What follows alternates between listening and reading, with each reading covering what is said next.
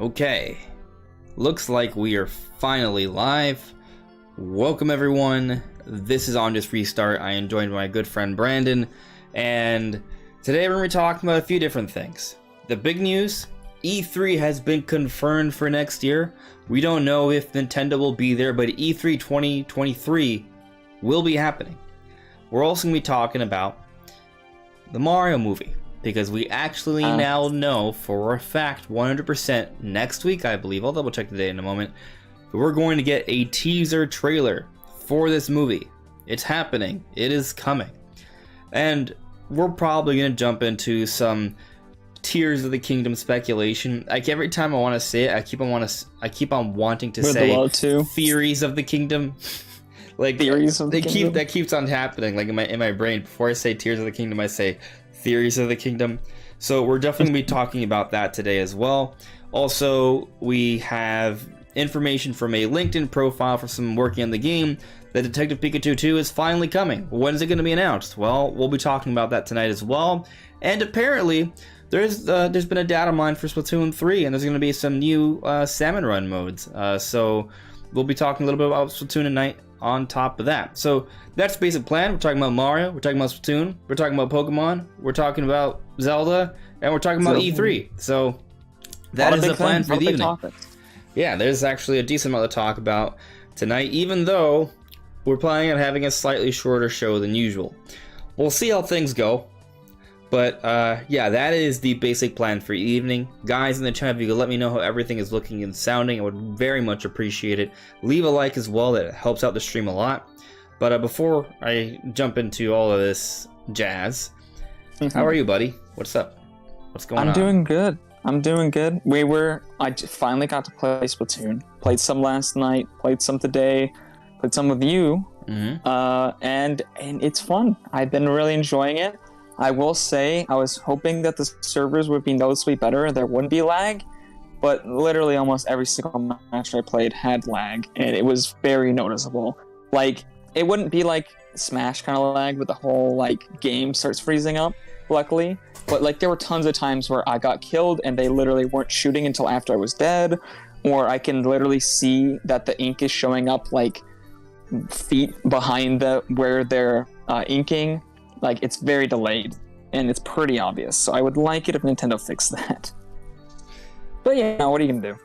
It's a fun game. It's kind of just interesting, because like I've noticed as much lag issues. I have had a decent amount of disconnects. They have 4 disconnects in a row today. 10-20% of the time.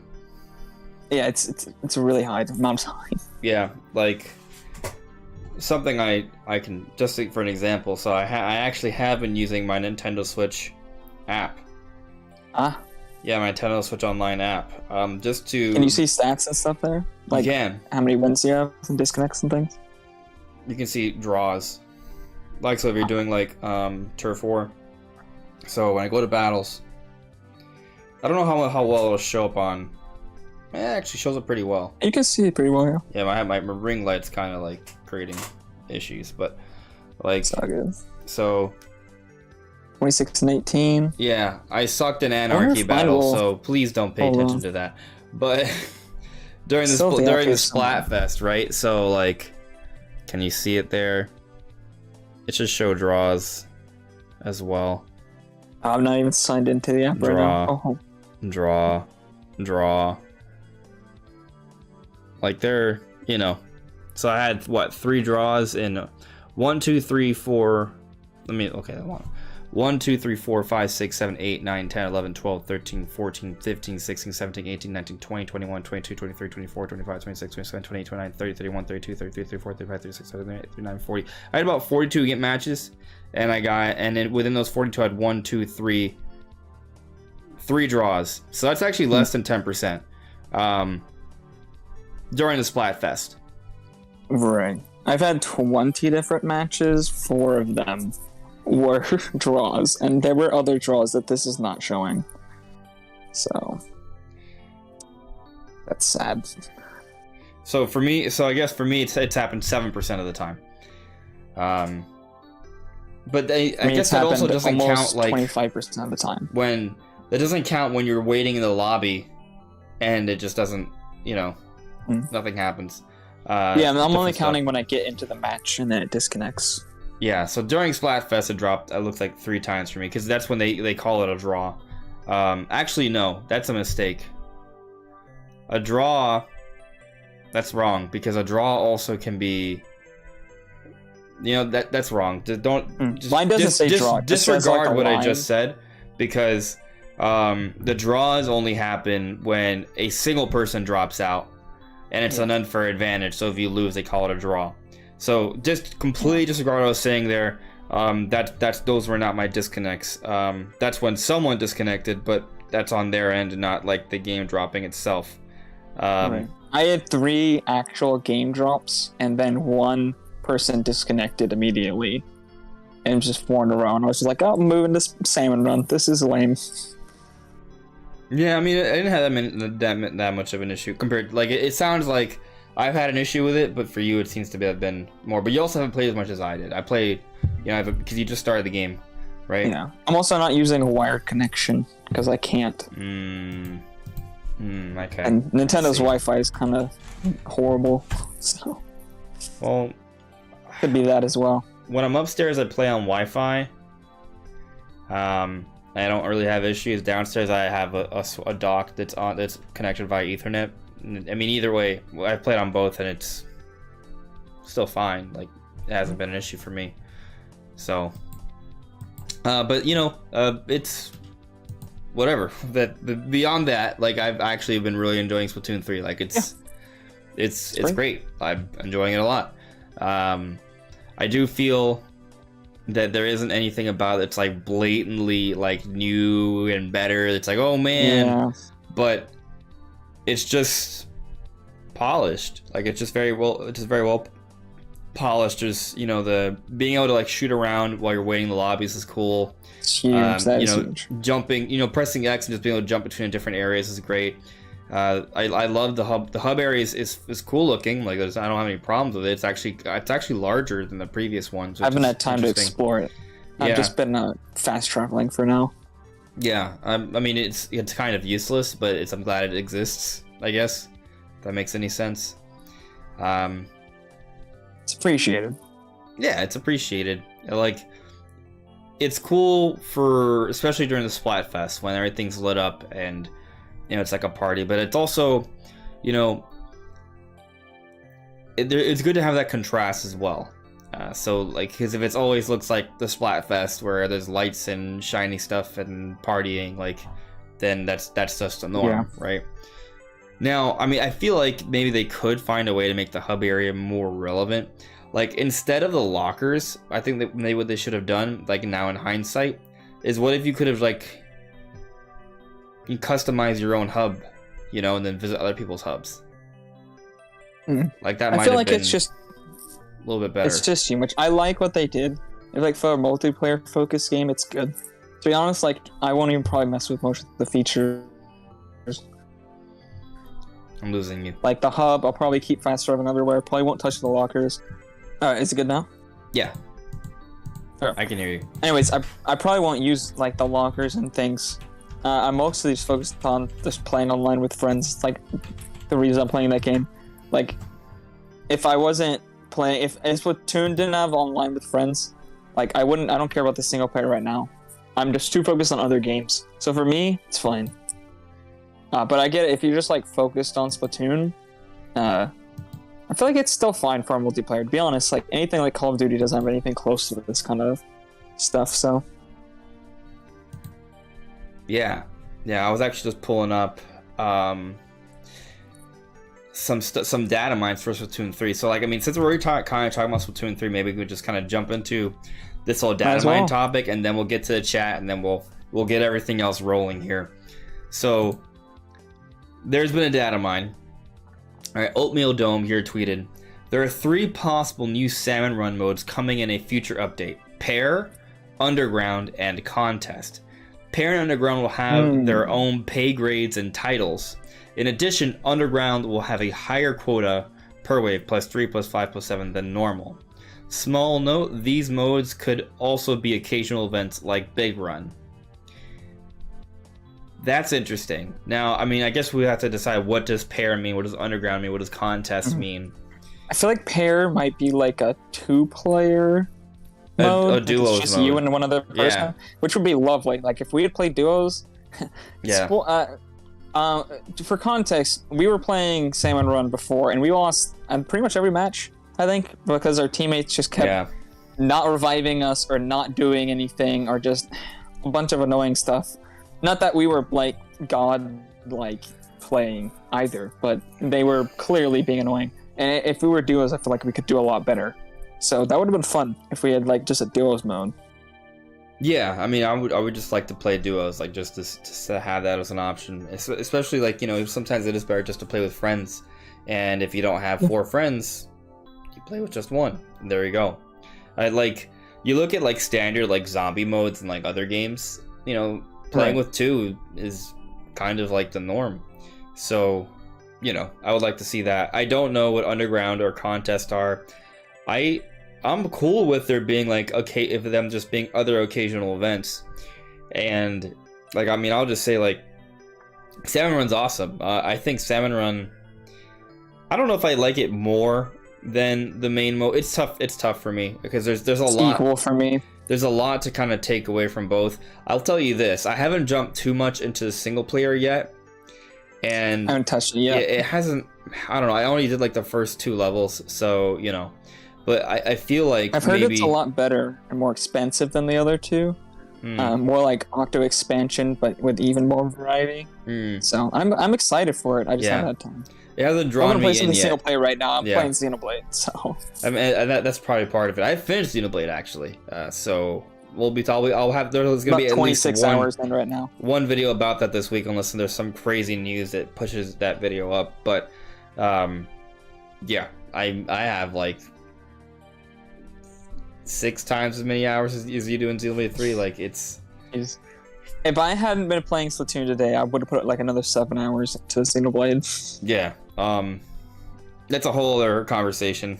Yeah, this is a whole other conversation. I will tell you this, for Xenoblade 3, after having beaten the main game, there's some post-game stuff, but I definitely have a really good perspective, I think, on what we're gonna get for the story DLC that's coming.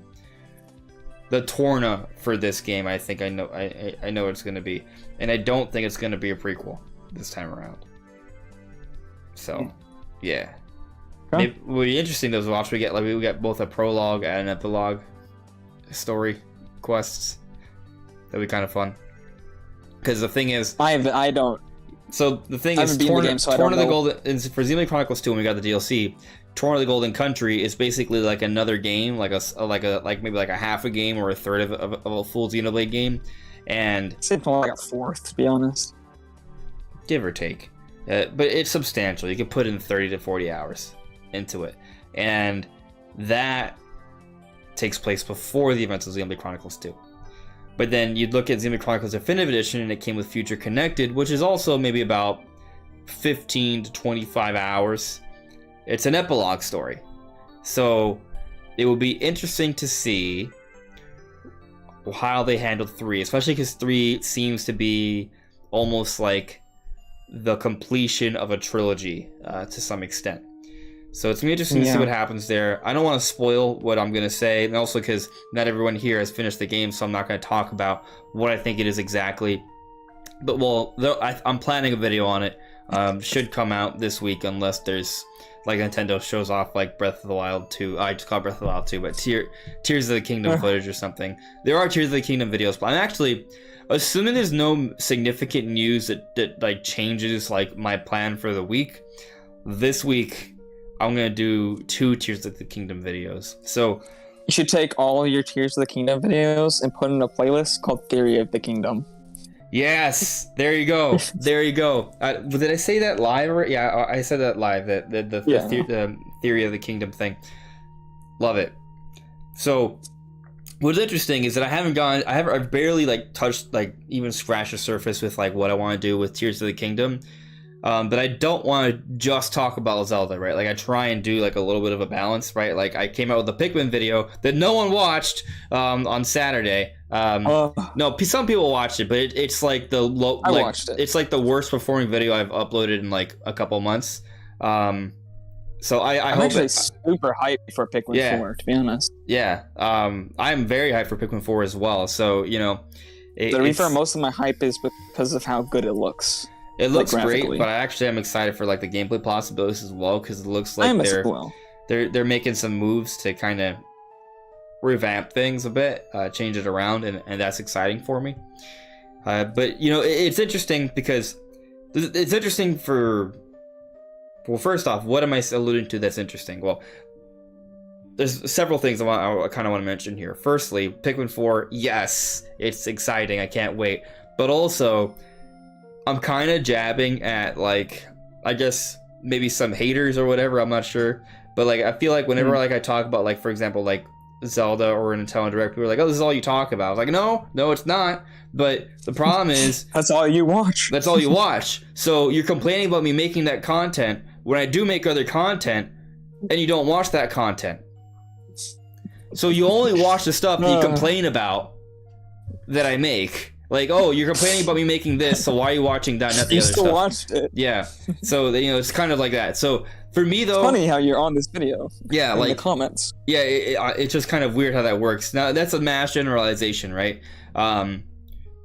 When there's like a direct coming around or something like that, yeah, we do talk about it, but guess what? That's because there's something coming around. Almost certainly nobody that is in the podcast chat right now. I don't believe it's any of the regular viewers. No, obviously generalizations, but overall, it's probably other people.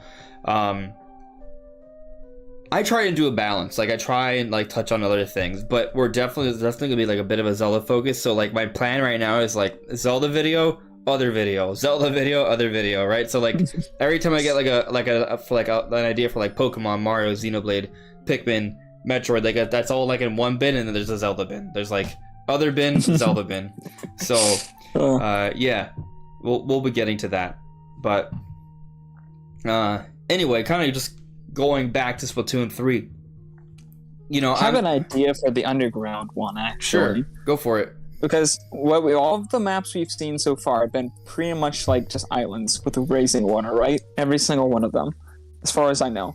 It'd be interesting if they actually changed up the way the maps function and had like some kind of like underground subway that you explored for the maps, and that's why they're calling it like the underground. So it's like entirely way harder, different maps with a completely like different way of doing it. Like, yeah. Like, what if it's like get through a subway? Like, it's almost like. I don't know. The thing is, like I don't think they want Salmon Run to feel like a standard zombie mode. Yeah. So my first thought is something more typical zombies, which is I would love that. Like I think it would play great. But would they do that in Salmon Run, or would they be more focused on making it feel, like its own thing, Right. I don't know. It's a fine balance to walk because, I mean, Splatoon is so different from other shooters that I feel like they have room to make it a little more like normal shooters in some ways, or some modes specifically. And they still have all like the base modes, right? So it's not like they're taking out modes. And you're still going to play with the Splatoon mechanics. Like you're still shooting ink. Yeah. You're still using ink to traverse. There's still ink. Like that's still all a part of it. But, if the idea is to just survive a horde, I don't think that's necessarily like a terrible thing. But I don't know what they're gonna do.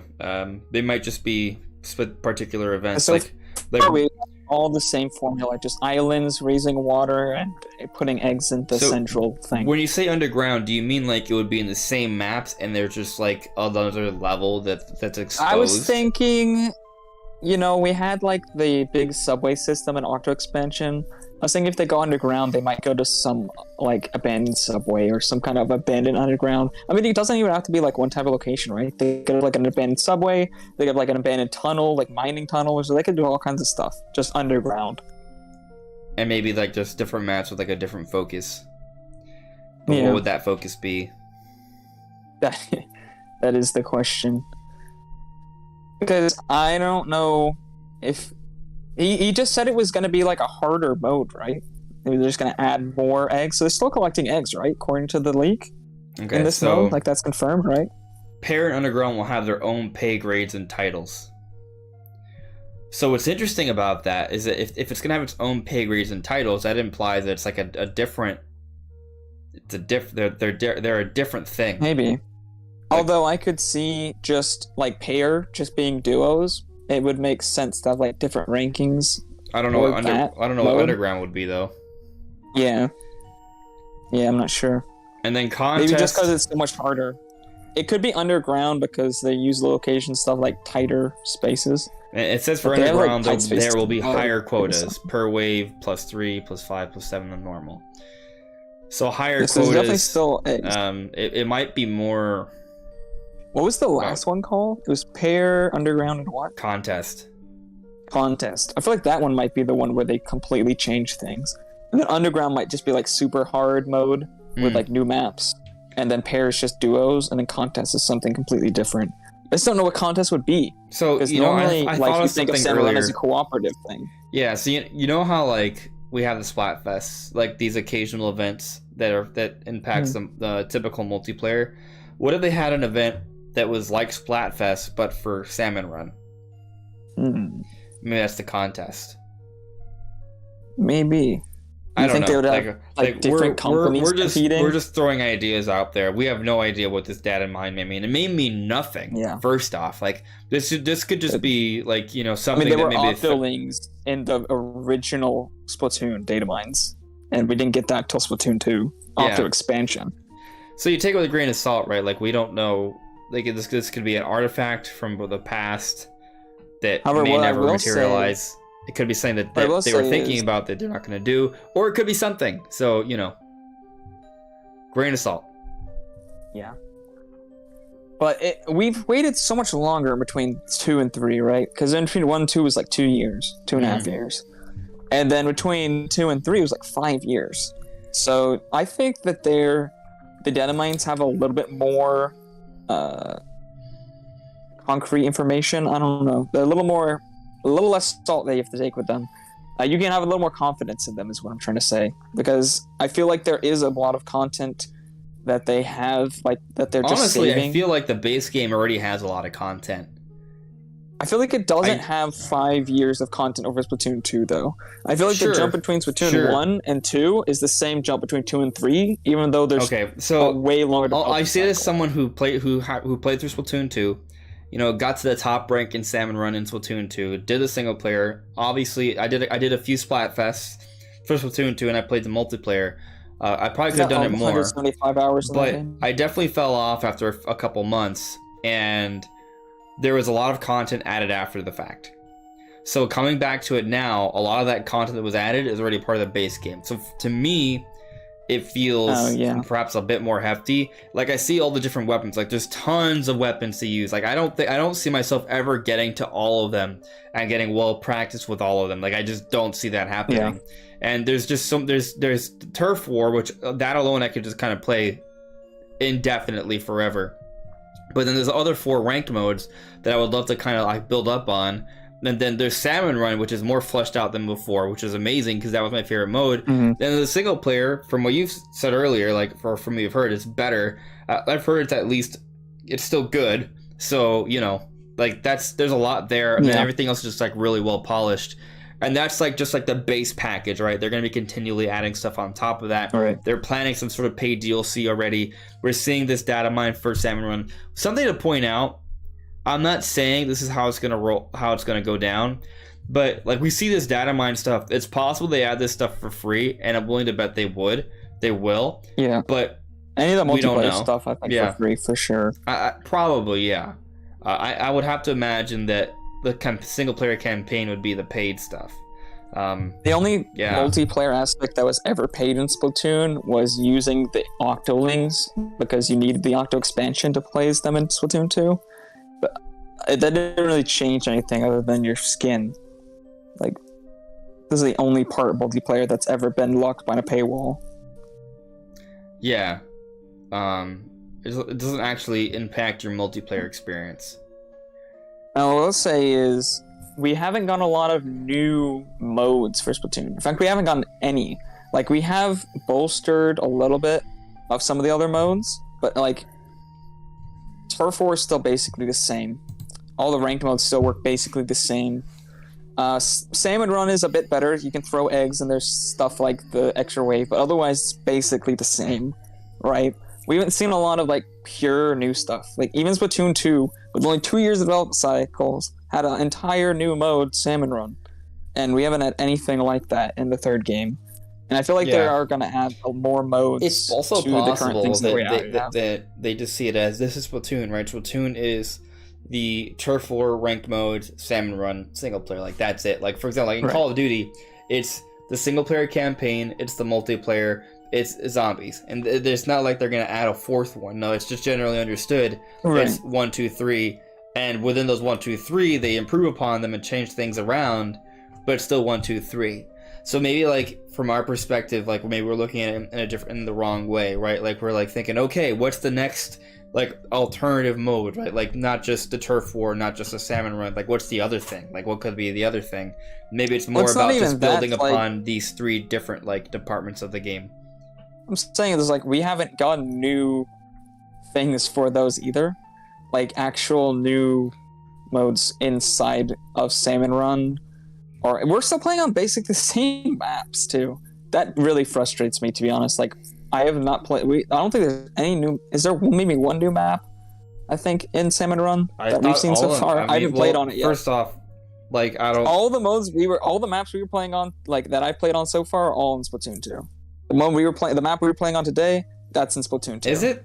Are you sure about that? Yeah, it was there at launch in Salmon Run. I've played it a million fucking times. Okay. Well, I don't know. Honestly, the maps all kind of blur together for me in Salmon Run. So, you know, not sure about that one. They feel different to me. I don't remember them from Splatoon 2. I don't. But having the big sort of like Godzilla salmon cohos, you know, whatever it's called, is really cool. Being able to throw eggs is amazing. I mean, and then the new bosses they added in there, it does change things up. Like, I feel like it's pretty different. But I love the idea of them adding more, which is what the data mine is suggesting. So I'm all for that. Right. But let's get to the chat now. I feel like we haven't even like touched on, we haven't, you know, seen what people are saying. Normally we do kind of start there. So let's get there and then we'll jump into everything else. Hello there, Purple Lilac. Hello there, Megaton Menace. Megaton Menace asks, how's Xenoblade 3 going? Good. I think it's pretty good. Darian Bent says Game of the Year, music is wicked awesome. Yeah, I played it 7.5 hours the other day, and I wanted to keep playing. So I'd say it's pretty good. It's really good. I love Xenoblade Chronicles 3. I think it ended very strong. I'll say that. Like, I guess for me playing through Xenoblade Chronicles 3, like I'm like questioning, is this one of the best RPGs I've ever played? And when you kind of compare it to like the best experiences ever, that's where it's like it's tough to say if it's like the best or one of the best, but it's definitely very good. I don't really have any major gripes with the game. Gameplay loop way more than 1 and 2, and it's probably the best gameplay loop they've made so far. Like just the exploration and then the quest, and like the hero quest being like the big side quest, and there's a bunch of them, is great. They feel like whole other little stories that you just naturally stumble upon. Like you'll just see a question mark in the middle of the map, and like, I wonder what this side quest is, and all of a sudden it's just a freaking whole story quest, and you're like, oh, I thought this was going to be like go gather 3 purple pumpkins or something. Yeah. So I've been really enjoying just the exploration. Feels really good. The music is great. Graphics are awesome. I felt like just exploring I really want to touch on that because it's not fully open like X, but 2 sucked for exploration. I never explored 2. There was no frickin' point. There was nothing to find. And half the time, if you did find something, you couldn't interact with it because you didn't have enough frickin' field skills for it. So yeah, Xenoblade 3 is like better than 2 in pretty much every aspect, to be honest. Other than maybe the combat system. I'm not sure I feel on that yet, but I haven't unlocked every feature either. I don't think. Yeah, those are my quick thoughts on Xenoblade 3. Yeah, like, on paper, I feel like Xenoblade Chronicles 3 is just sort of better across the board. Exploring the world, there's a lot more surprises. The loop, to your point, side questing is way better. The voice acting is way better. Obviously, graphically, it's way better. There's so much musical bangers. And so that's at least par for the course. I think one argument that can be made that Xenoblade Chronicles 3 sort of like lacks in comparison to the other ones is perhaps art direction. Not so much for the characters themselves, but for the world. You could say that previous Xenoblade games felt more exotic. I feel like they did a good job of making the environments look pretty good from what I've seen, but they are kind of more generic, probably. They're more tame. Yeah. They're more on the semi-realistic side. Now, there's still some crazy stuff. Like there's a I would say like there's I'm constantly just staring at the views in this game, just like, oh my gosh, it looks so good. Yeah, it still even in feels handheld like Xenoblade. It's still like visually, in like awe-inspiring like moments. Like when you see Uriah, the giant whale, or you see the Makana's sword, or there's other things that you see in the background, and when you get further in, you're like, whoa, that's pretty damn cool. So I will say handheld mode looks good enough, but it definitely looks so much better in docked mode. Like it's noticeably better in docked mode. It's noticeably better. I would say a lot of games is noticeably better. One game that does a great job of not being that much of a substantial difference is actually Breath of the Wild, interestingly. Yeah. Like when you play Breath of the Wild in portable mode, it still holds up pretty much the same. It just feels like it's a dynamic 720p in portable mode though. Where I think is it dynamic? I thought it was fixed. It is. Was Xenoblade or Breath of the Wild? And undocked. Or Breath of the Wild. Are you sure? Breath of the Wild, it's a dynamic in both modes. I did not know that.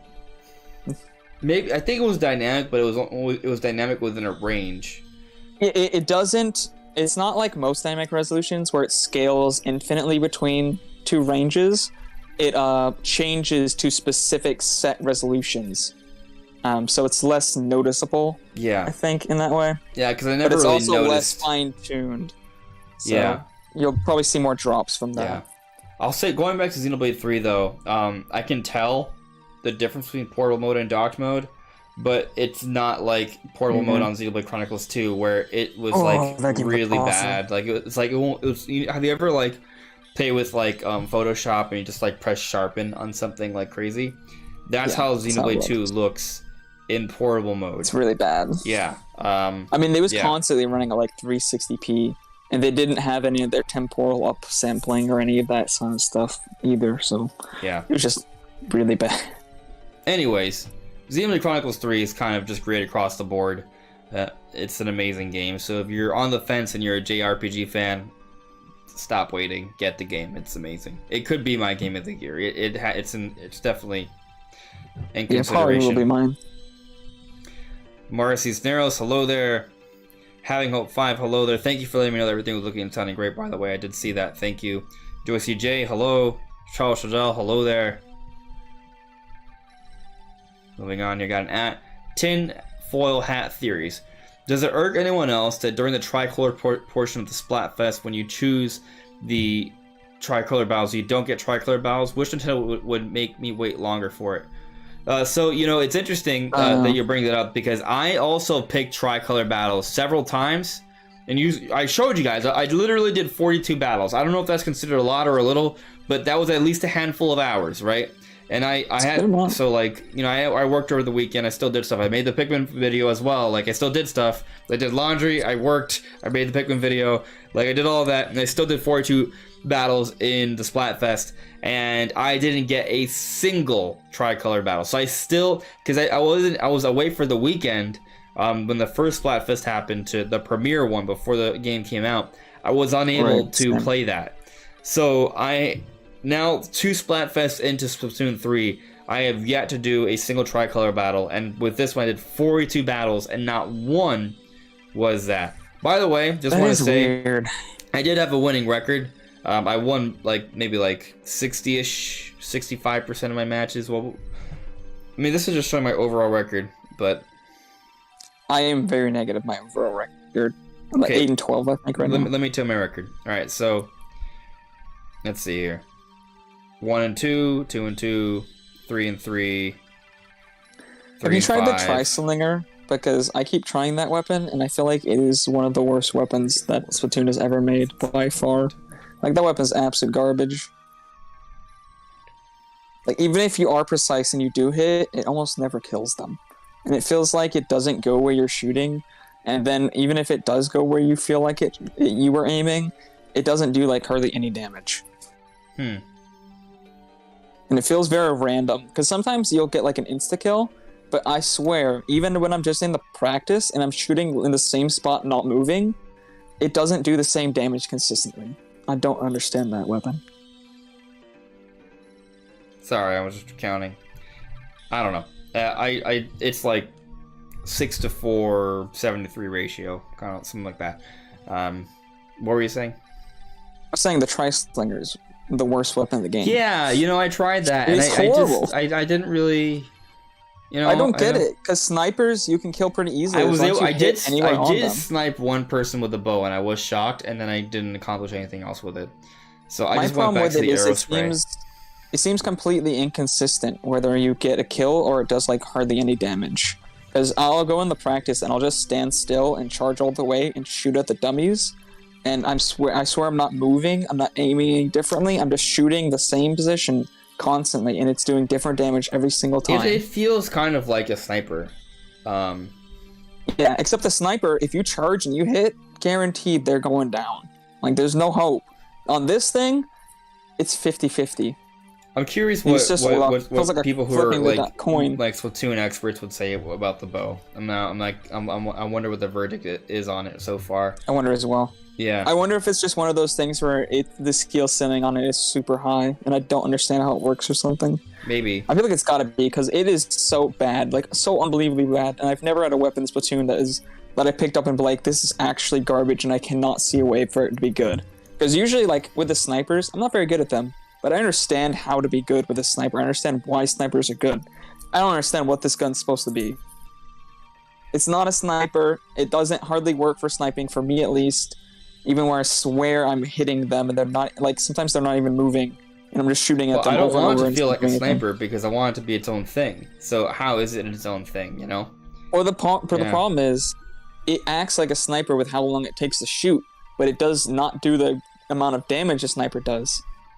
It's like, and if you don't charge it, it does nothing. Is like, the idea behind it that it covers more terrain? Because it's 3 shots? Barely. I can still consistently get more ink laid down with a sniper than I can with the Tri-Slinger, and I can kill more people with this sniper, so I don't know. Yeah. Maybe it's lag, and that's why it's not seeming like it's shooting where I'm trying to aim, but I swear it doesn't do it consistently even when I'm in the practice area against non-moving targets.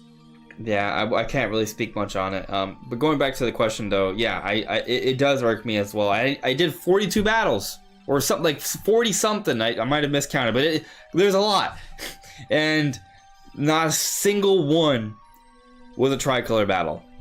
And I played on Saturday and Sunday. Like, I played both days, so it's not like, I know that maybe the tricolor battle is supposed to happen later in the second half, right? I didn't get a single one, so that's disappointing. So whatever. I played Xenoblade instead playing the Splatfest because I'm not super big on Splatfest in general.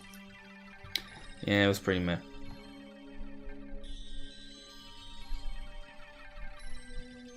Charles Riddle Anime, it planified City Overrun. Nintendo kind of hinted at that.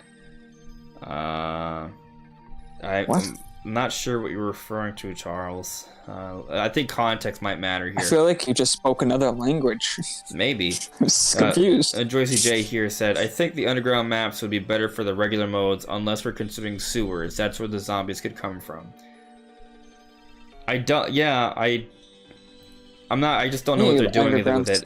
It makes sense for it to be sewers or something. I mean, if it's more like a traditional horde mode, I'm fine with that. So if that's what it is, epic. But again, I don't really know.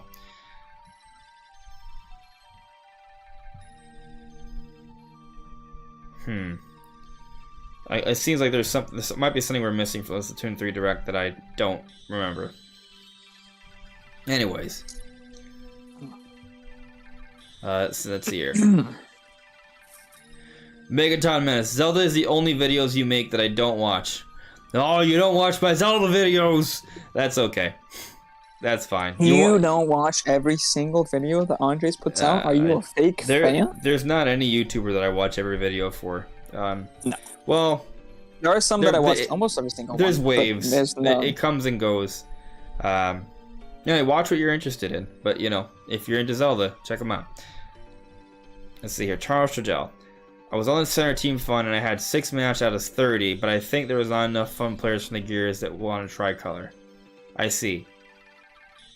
So, I mean, I guess maybe, like, depending on what team you were in, that would impact how many Tricolor battles you would get. I was on Team Gear. I chose the winning side. That's probably why. I've heard a lot of people say that the winning team has a huge disadvantage, and they don't like playing the Tricolor teams as the winning one. The thing is, I don't think the Team Gear wasn't winning at first. I think Team Gear might have won by votes. I think Team Gear won by votes. I don't know. I don't remember how it was, but I believe Team Grub completely sucked. Like it was Team Gear won, Team Fun was close, and then Team Grub Team was Food doesn't wrecked. make any sense. But you just gotta bring. I mean, you can bring non-perishable foods. Yeah. But even so, you're gonna run out. You might as well just bring gear to actually be able to harvest your own food there. Or fun, so you can at least enjoy the time before you starve to death. Yeah, actually, Charles Trudell points out something here. The arrows in this Splatoon are explosive, so that might have something to do with it. I haven't really seen them that affecting too much. It might be, and this is just me. I'm not like an expert Splatoon player, but my vibe right now is that maybe the bow is kind of like a sniper, but it has. Maybe it's a little weaker, a little slower, but it gives you advantages in terms of like controlling the terrain a little bit more instead. And maybe that's what it has something to do with. And then, I mean, if you hit someone with the arrow, I mean, they're still wrecked. So it could be something like that. I don't know, though. So that's just me kind of spitballing as a Splatoon noob. I'm not a noob. There's tiers to this. But there's a lot more people who play Splatoon a lot who definitely know way more about this than I do. Yeah, same. I have less than 200 hours of Splatoon 2, though I did play like 500 hours of Splatoon 1.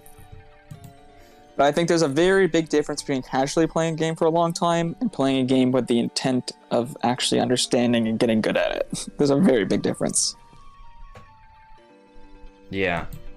I think it's time we move on here. So, cool. I think maybe we just move on to... I mean, there was 5 different things I mentioned I want to talk about. We just talked about Splatoon. We could talk about Detective Pikachu too, because I don't think that was going to take too much time. Knock one out real quick. But yeah, it's not anything too crazy. Basically, we saw, I believe, a LinkedIn profile, a developer is claiming Detective Pikachu 2 is nearing completion, which isn't... It shouldn't really be too mind-blowing because, it's official that this game's been in development for a few years already. I believe since 2019 we've known, officially speaking. And I think it's just kind of, Pokemon Company waiting for the right time to release it. We're not getting it this year. I think that boat has sailed. Definitely. But I definitely feel like this is the kind of game that could be shown off in an early year Pokemon Presents. Maybe February. Probably February. It'll get announced for maybe the spring or summertime. I see that happening.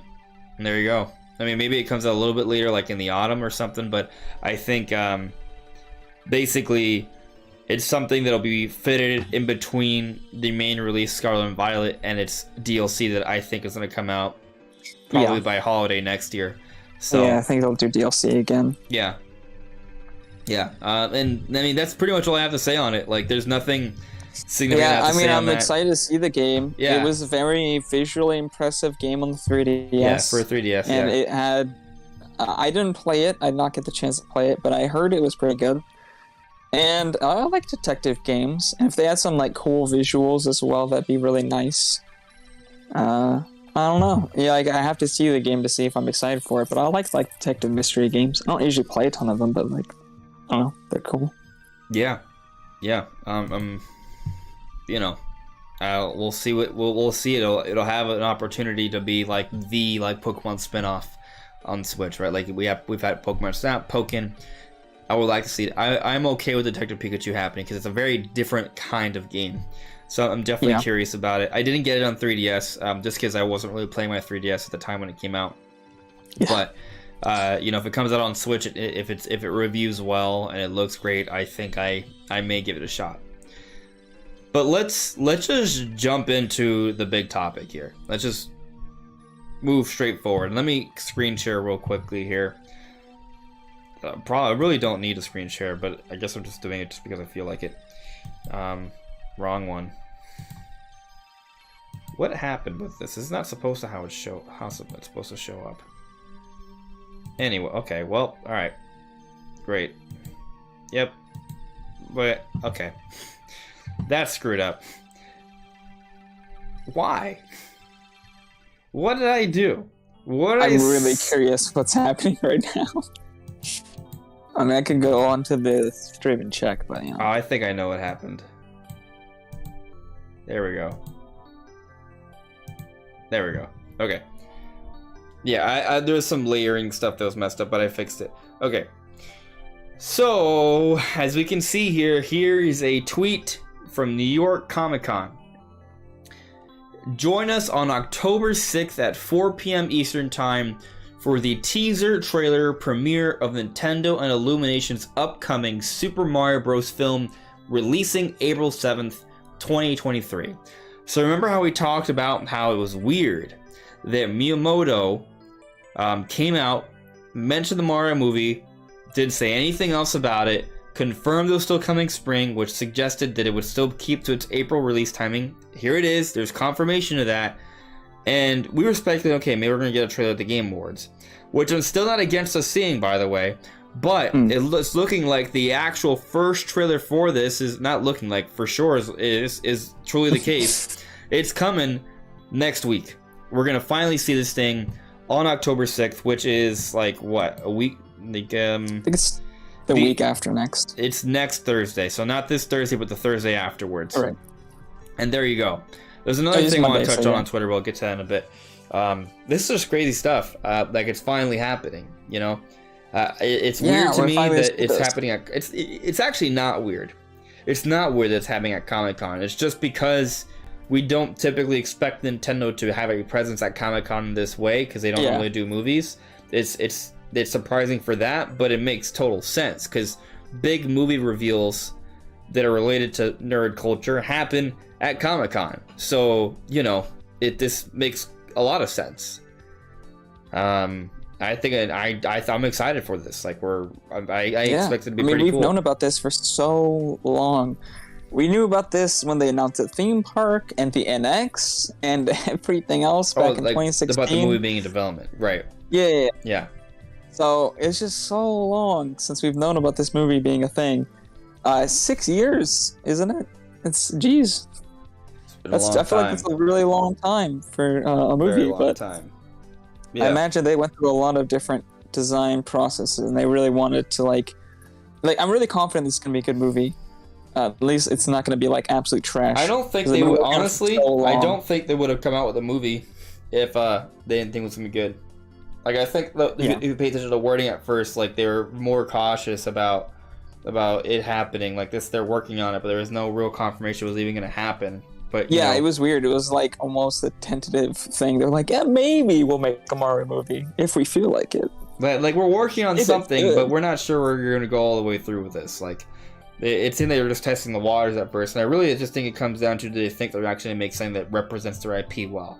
Because you gotta understand, the reason why Nintendo movies are not prevalent today is because once upon a time Nintendo did try using their IP in like TV shows and movies. Like this all existed. There was a Donkey Kong show, there was a Kirby show, there was a Zelda show, there was a Mario show, there was a Mario movie, and they were all terrible. None of which were good. Yeah, well, I can't speak for the Donkey Kong and Kirby ones. I think those were like on like WB39 or something. They weren't like. I've seen the Mario, the Zelda, and I've seen the Zelda one's a meme. It's a meme. Like, you can't take it seriously at all. I remember my friend told me there was like this Zelda quiz, and he was like, "Wow, if you get all the answers right, you'll see a clip from the Zelda show." And I was like, "There was a Zelda show? That's gonna be amazing." No. And we got through the quiz, and the disappointment Yeah, was immense. It looks terrible. But the issue with these things, specifically the Mario movie, but it does kind of go across the board, is that, and this happens with other video game adaptations too. This just adaptations across the board, really. When you have someone that doesn't really know the brand, and they kind of create a depiction of the movie, it doesn't represent what the company wants for it. Yeah. And there is kind of like this known issue of like the Hollywoodification of things, where very Hollywood sort of tropes occur in movies, and in my opinion, I feel like it takes away from a lot of stuff.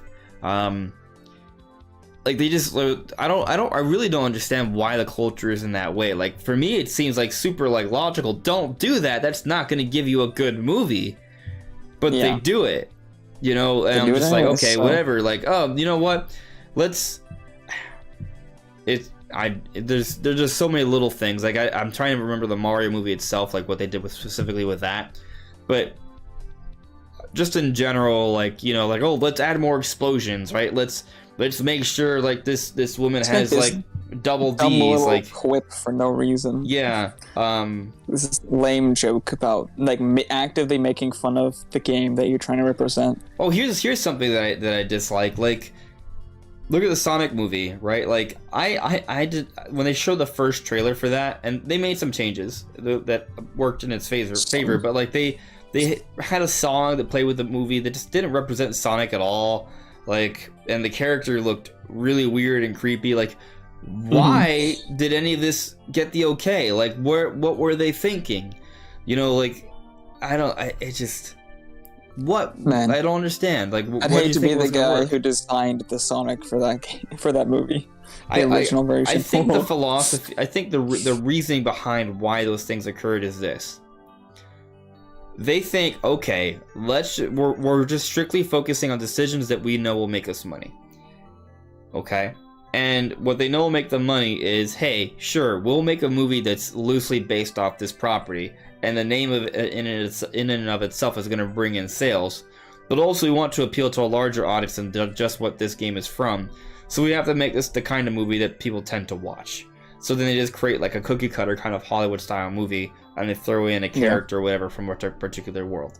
These are mass generalizations, but there's a reason why video game adaptations over the years have been terrible. In recent times, they've been better, but in the past, they've been terrible. It's actually interesting that we're talking about Detective Pikachu today, because the Detective Pikachu movie is actually one of the few good video game. Like, it actually has good reviews. Started off like a whole wave of actually good video game movies. Exactly, yeah. It started like a video game movie renaissance, and there's been some good ones. And it's just kind of interesting how the timing of this works out. I really enjoyed the first one. Say it again. I said I haven't seen Sonic 2, but I really enjoyed the first one. Yeah, I actually haven't watched either. I've just seen the trailers for them. Yeah, I haven't seen Detective Pikachu. I realize I should. That's really is it streaming anywhere? That's my problem. Is I don't think it's on anything. I don't know. Google it. I'm sure you can find it somewhere. You may have to pay like a rental fee or something, but find somewhere 1, 2, 3 movies or something. Yeah, it's what? Like a free movie site. I'll just pirate it. You would never do that. That's illegal. No, never. That's illegal. Never. That is not condoned here, supported never at all. Never have I ever done that. Shame on you, Brandon. Shame on you for even joking about that. How damn right. Yeah. Yeah, anyway. Main point is, Nintendo, ever since their IPs were grossly misrepresented by the movies, especially the Super Mario Bros. Movie, the original, that's not like the true vision of Mario or Luigi or Peach or Yoshi or even Bowser. Like, Bowser's like just a weird dude. Like, it's just weird. That was yeah. I mean, I don't even think it's called Bowser. I think it's called like King Koopa or something. But I think so. It's just like a very weird, like, dystopian version of the world of Mario. Like, there's just like, you'll see, oh look, there's a bomb, there's a mushroom that looks like kind of a Yoshi, but it's really just a dinosaur. Like, it's weird. Like, it's cool, don't get me wrong. Like, as watching as a kid, I thought it was cool. Because, like, oh, this is all, like, kind of like Mario, but not. I think Nintendo did not like that at all, because it was not a proper representation of their IP. So like, people see the Super Mario Bros. Movie, it does not give you any sort of good idea of what the Mario brand is about at all. So it's just a very like Hollywood style movie. Not even a good one, like a very like, you know, mediocre at best kind of movie. So now things are different. You look at Detective Pikachu. They used the game of the initial Detective Pikachu as like a framework. And it worked because Detective Pikachu is a story-driven game. It's a narrative-driven game. Right. So they were able to create a narrative-driven movie, and it worked really well. And they worked on the Pokemon models. They did a great job. And what's fascinating about that is that it was a good movie, but also when you watch the movie, you notice there's a lot of different details that are like paying homage to the Pokemon series. And what you'll realize is that the people who made Detective Pikachu were actual Pokemon fans. And that's kind of like a key decider in how these movies end up good, because oftentimes these movies aren't made by a lot of like fans. They might just like briefly learn the series or know the series. They're not like true fans that are going to insert like their fan and their love for the series with different like little details or reminders of where it's from, and throwbacks and cameos, and while also creating a good story that represents what it's all about. So Nintendo, I believe, is focused on that. Hence why Miyamoto, as a producer on this Mario movie, has been working closely with Illumination here. And I believe the idea is to give us a product that's going to feel Mario. It's going to feel Super Mario Bros. Now, what that's going to exactly entail, I don't know. Because you look at the cast, right? Like, we got people like Seth Rogen and Chris Pratt. And they're playing Donkey Kong and Mario. Like, what are they going to do? Like, that it's very interesting. Just kind of seeing like what sort of people they have involved here, keeping everything else in mind. And we're going to kind of see how this is all going to come together next week, and that's exciting. Like I'm really looking forward to hearing how Mario's going to sound, which is probably going to piss off a lot of people. 100%. Yeah, there's no way people are going to be all happy about it. It doesn't matter what it is, like how it sounds. It doesn't matter. It's going to make people upset. It could be anything. And people will be upset about it. The biggest worry for me isn't that it's going to be a bad movie, that it's going to be like generic, or they're not really going to go into like more than like the basic Mario stuff. Like, I hope they have like good variety and it's not just like very generic. I don't want the new Super Mario Brothers U Deluxe of Mario movies, please. I would like something better than that. I'm just hoping it's not, because Miyamoto is great and he's done so much with Mario that's been so good. But the Pikmin 3 shorts are also really good. Yeah. But like, he's also made a lot of decisions that but the inhibited Mario. In just the general like Mario lore and the like extended Mario universe. He's like, seems very against some of that, and sometimes. I mean, Donkey Kong's in it. Yeah, Donkey Kong's in there. So, I mean, we got, like, other characters than just, like, basic Mario, Luigi, and Toad, and Peach. So, that gives me hope. Like, seeing the cast actually gave me a ton of hope, because I feel like Chris Pratt's not going to be in something that's, like, generic, boring movie. No, like, they paid for good actors. They paid for good actors. Like, this is a more expensive, like, cast than they did for Detective Pikachu, for example. Like, Detective Pikachu had Ryan Reynolds as Pikachu. And Will Smith's son. Was that Will Smith's son? Was it Will Smith's son? I don't think so. I think he was related to Will Smith. No. He's related to some other actor. I know that for sure. Like somebody's son.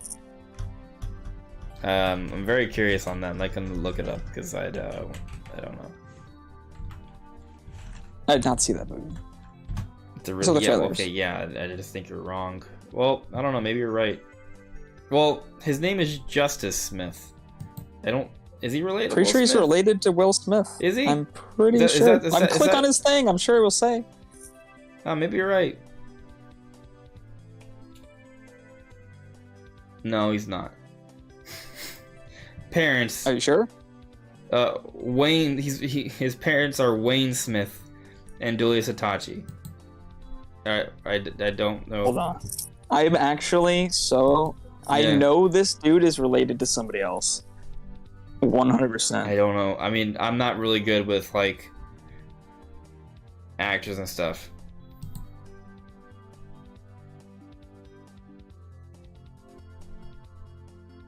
They are not related. Just so they're you not know. related. They're not. I think there was some confusion. Some people thought they were related. Just because of the last why name. I thought they were related. Yeah, but they're not. It was a big thing though that people were talking about him specifically being related to Will Smith, because I didn't even know who this guy was before I heard he was related to Will Smith. Yeah, but he's not. So yeah, I don't know why that went around. Like that was a big thing. Just because like I didn't even pay attention to the movie that much, and I heard about that. So I don't know. People spreading on misinformation. I think people just make assumptions. I guess. Yeah. Yeah. No. Anyway,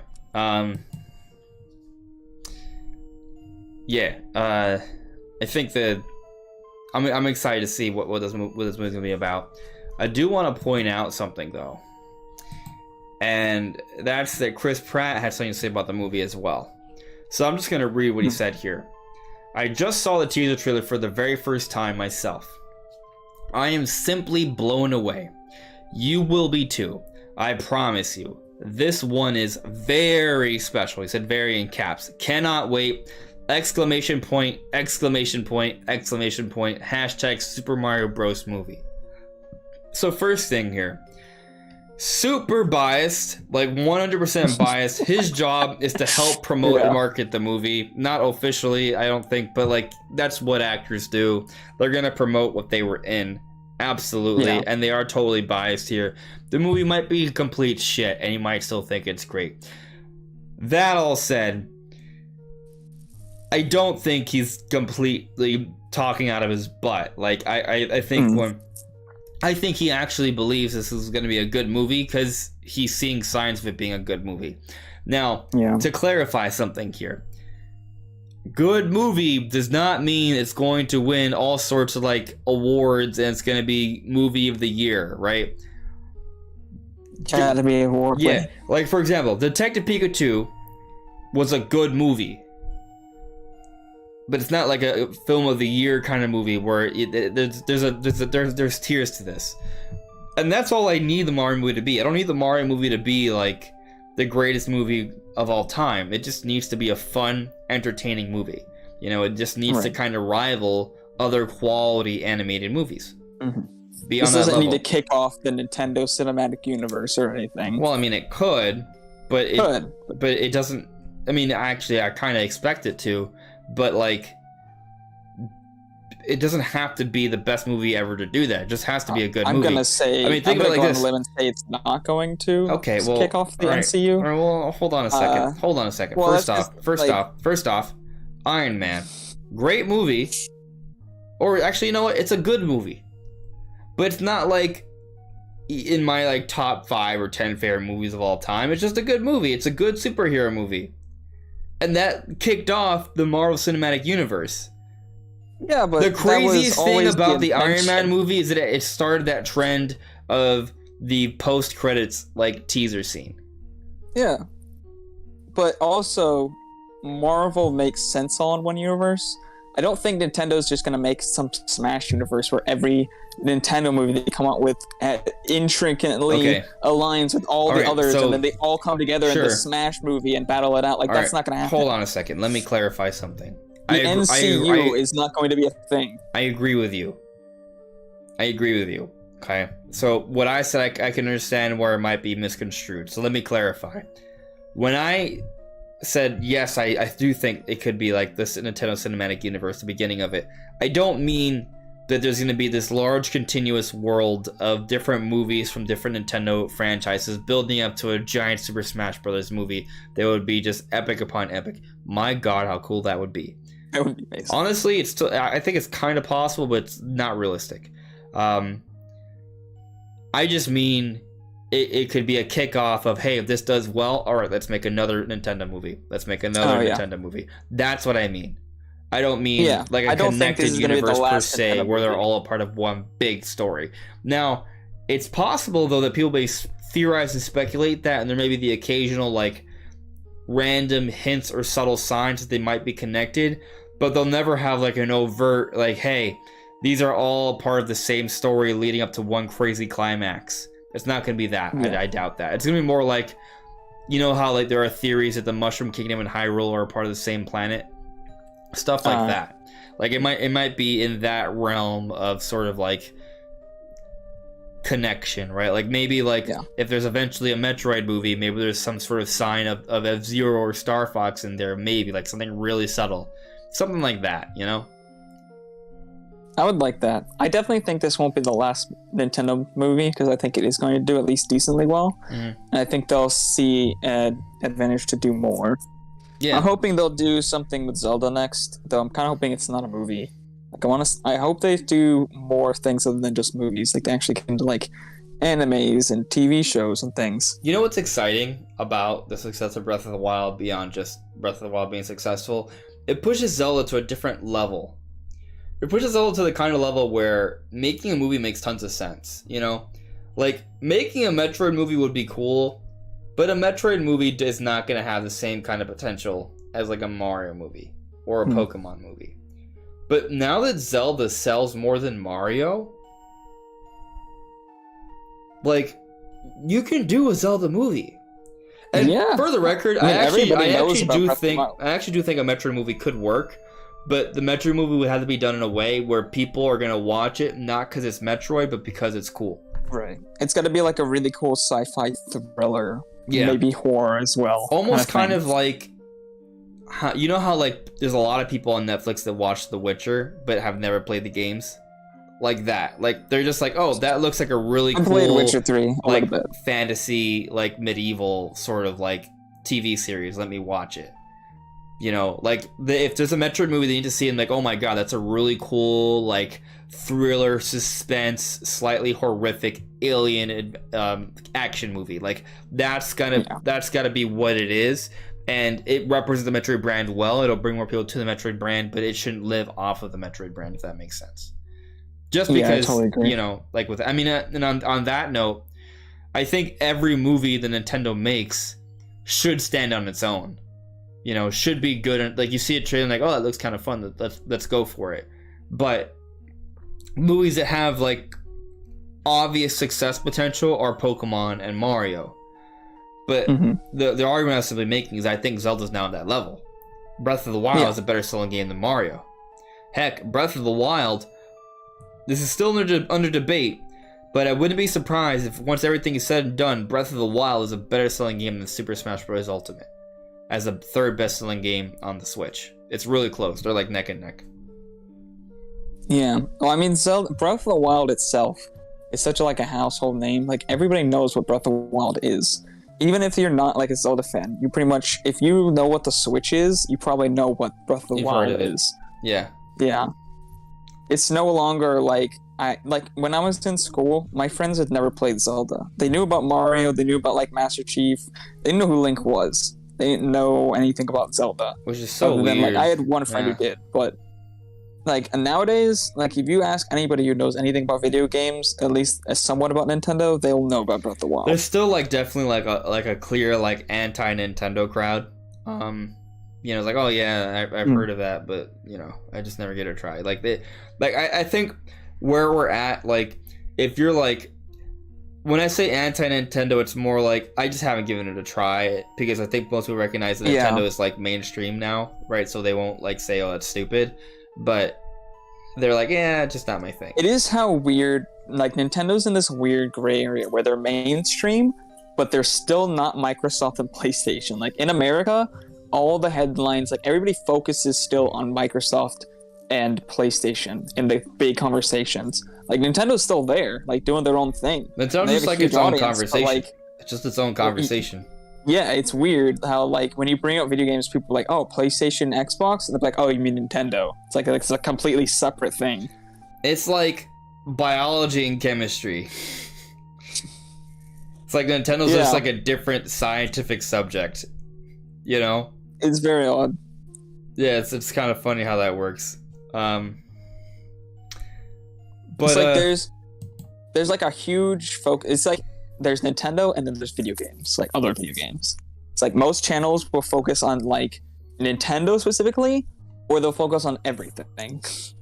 And there's a lot less like PlayStation and Xbox dedicated fan channels as there are like Nintendo ones. Usually if you talk about something non-Nintendo, you talk about like everything. Yeah, it's funny how that works. Sacom Bomber 3 added me. The Mario movie memes next week may be similar to the first Sonic movie trailer if it doesn't get received well. Possibly. It's gonna but stir, I don't think there's gonna be something to that degree of just no awful. No, and I think it's actually a good conversation point, because when they revealed the initial Sonic trailer, there was a lot more time between that first trailer when the movie was going to come out. I think they delayed the Sonic movie. I don't remember the timing, but we were talking about more than a year beforehand. Like, they had time to rework things. They delayed it by like 6 months or something. This Mario movie, they're not reworking stuff like based off fan response. Yeah. Like, whatever we see next week is what they're going to at bat with. Yeah, but I'm not worried that we're gonna see a situation where we're gonna see Mario and be like, what the hell is that? This is not a live action film, first off, so that's already a win right there. Like, I think the challenge with doing live action is that you have to really think about how do you get your video game animated characters to match up to the real life world. Like, how do you mesh them? That's a huge challenge. But by doing an entirely animated movie, well, guess what? That's already what Mario is. Like, some great examples, just take a look at, like, Luigi's Mansion 3 cutscenes. Like, that's... Ooh, so yeah. So, you know, I don't think it's going to be too much of an issue from that perspective. I feel like going with Illumination was really good as well, even though for some reason people seem to hate Illumination. I don't understand why. But I feel like the style that Illumination goes for, and, like, Despicable Me, could translate very easily. Like, obviously they would change stuff. But, like, the thing is, Intel's not going to work with Disney. Pretty well with Mario. Intel's not going to work with Disney, so that's kind of like, you know. Yeah. But Illumination does really good work, and I feel like their style for Despicable Me already works so well for Mario. They could just, like, change some stuff around. Yeah, I don't know. I don't think we're going to have to worry about, like, Mario looking terrible. But I could see some people... it's really just going to be the voices. The biggest issue people are going to have is... Yeah, the voices and probably the humor. I imagine I could very easily see them going in like this cringy humor way. Like, I hope that doesn't feel like Mario and Rabbids type of humor. Like, I want something better than that. Oh yeah, I don't know. I'll say this. But I feel like Illumination would definitely do that. I think sometimes Miyamoto gets a little bit of a bad rap. Just because he's been behind some projects that, as a core fan base, we're not the biggest fans of. For example, Star Fox Zero, like, what the heck happened there? Sticker Star was, like, actively one of the worst games on the 3DS. Was that Miyamoto's work? Yeah, I'm pretty sure. I didn't know he focused on that, but okay. I don't know. It's just news to me. I'm not challenging it. It's just news to me, so I didn't know. But that's, you know, there have been some, like, it's basically just because Miyamoto's working on it doesn't mean it's gold. But yeah, doesn't mean it's gonna be trash either. He's also been responsible for some incredible stuff that's also very unique. Like, you look at Nintendogs, you look at Pikmin. Obviously, he's the father of Mario and Zelda as well. Like, you know, there's different stuff over the years. But, like, in terms of what can be done from a, like, animation movie standpoint, a storytelling standpoint, watch the Pikmin shorts. I'm pretty sure you could find them on YouTube.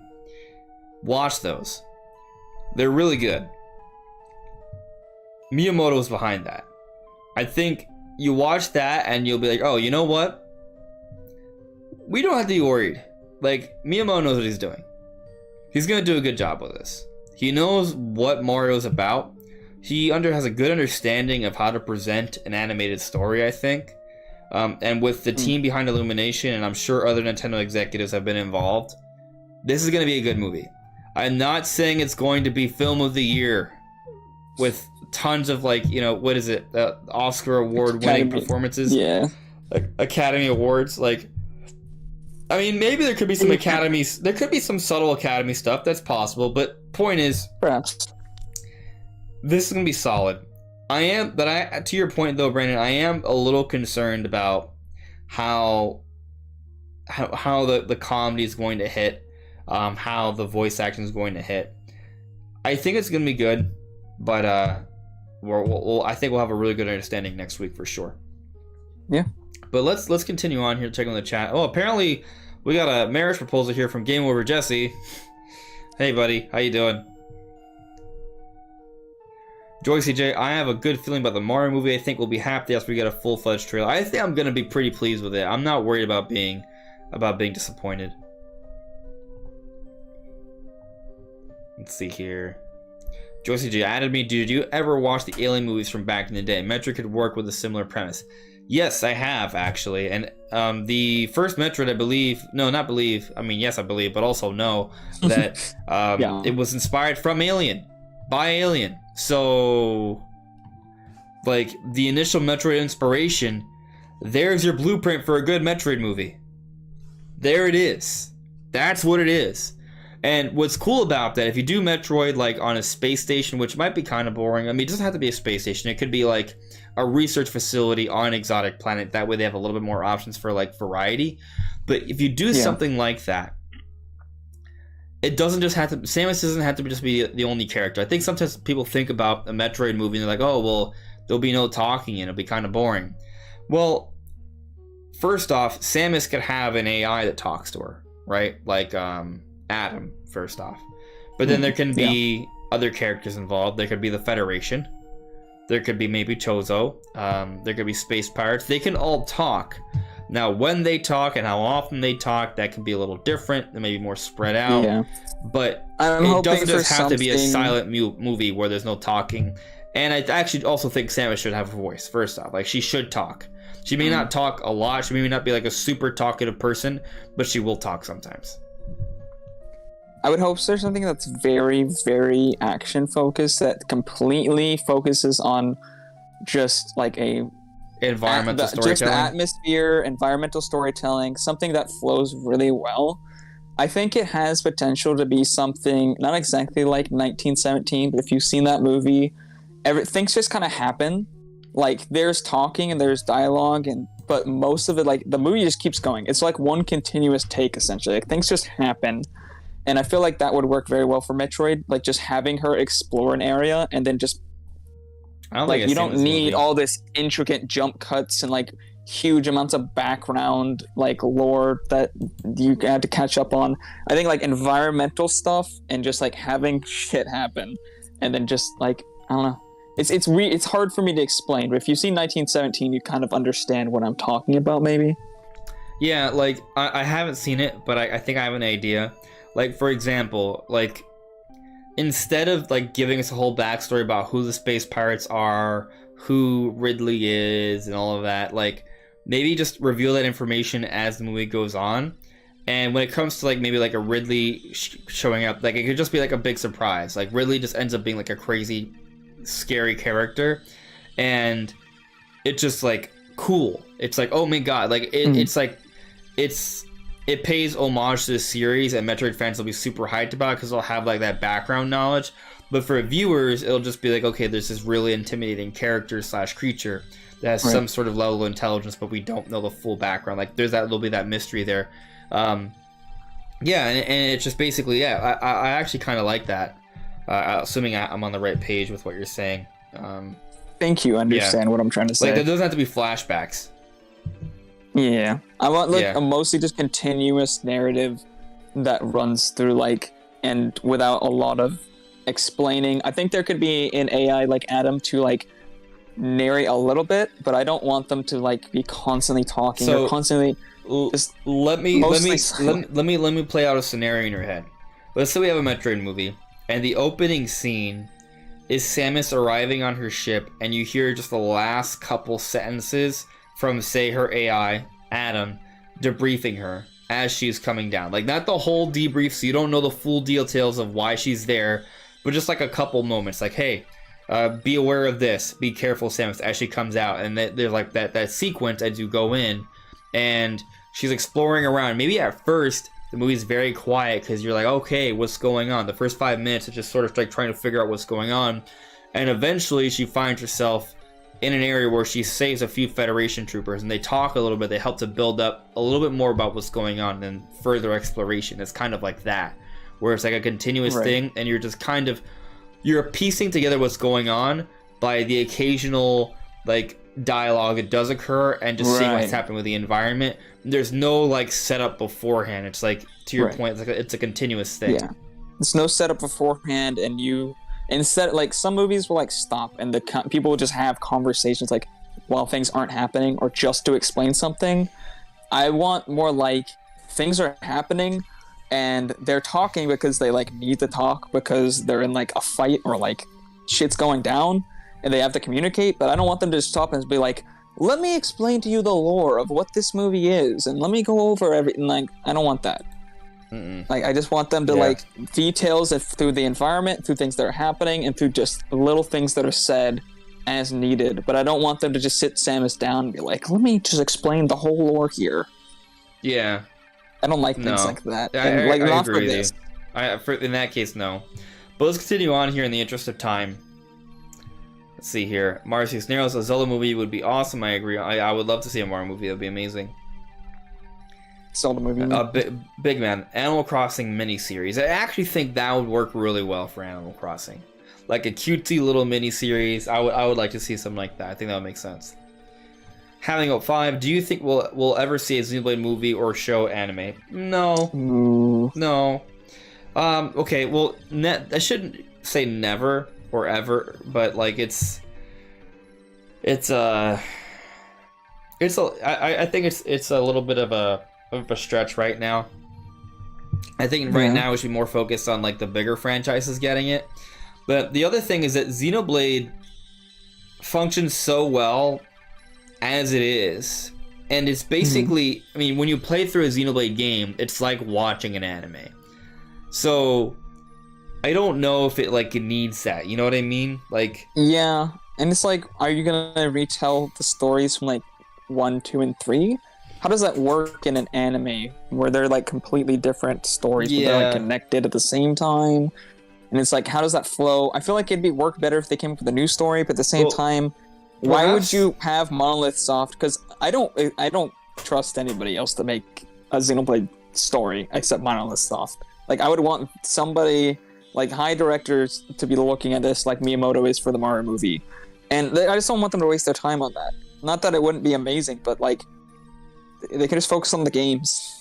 I mean, the writer could probably write the story for it, right? The developers don't have to develop the whole CGI behind it, right?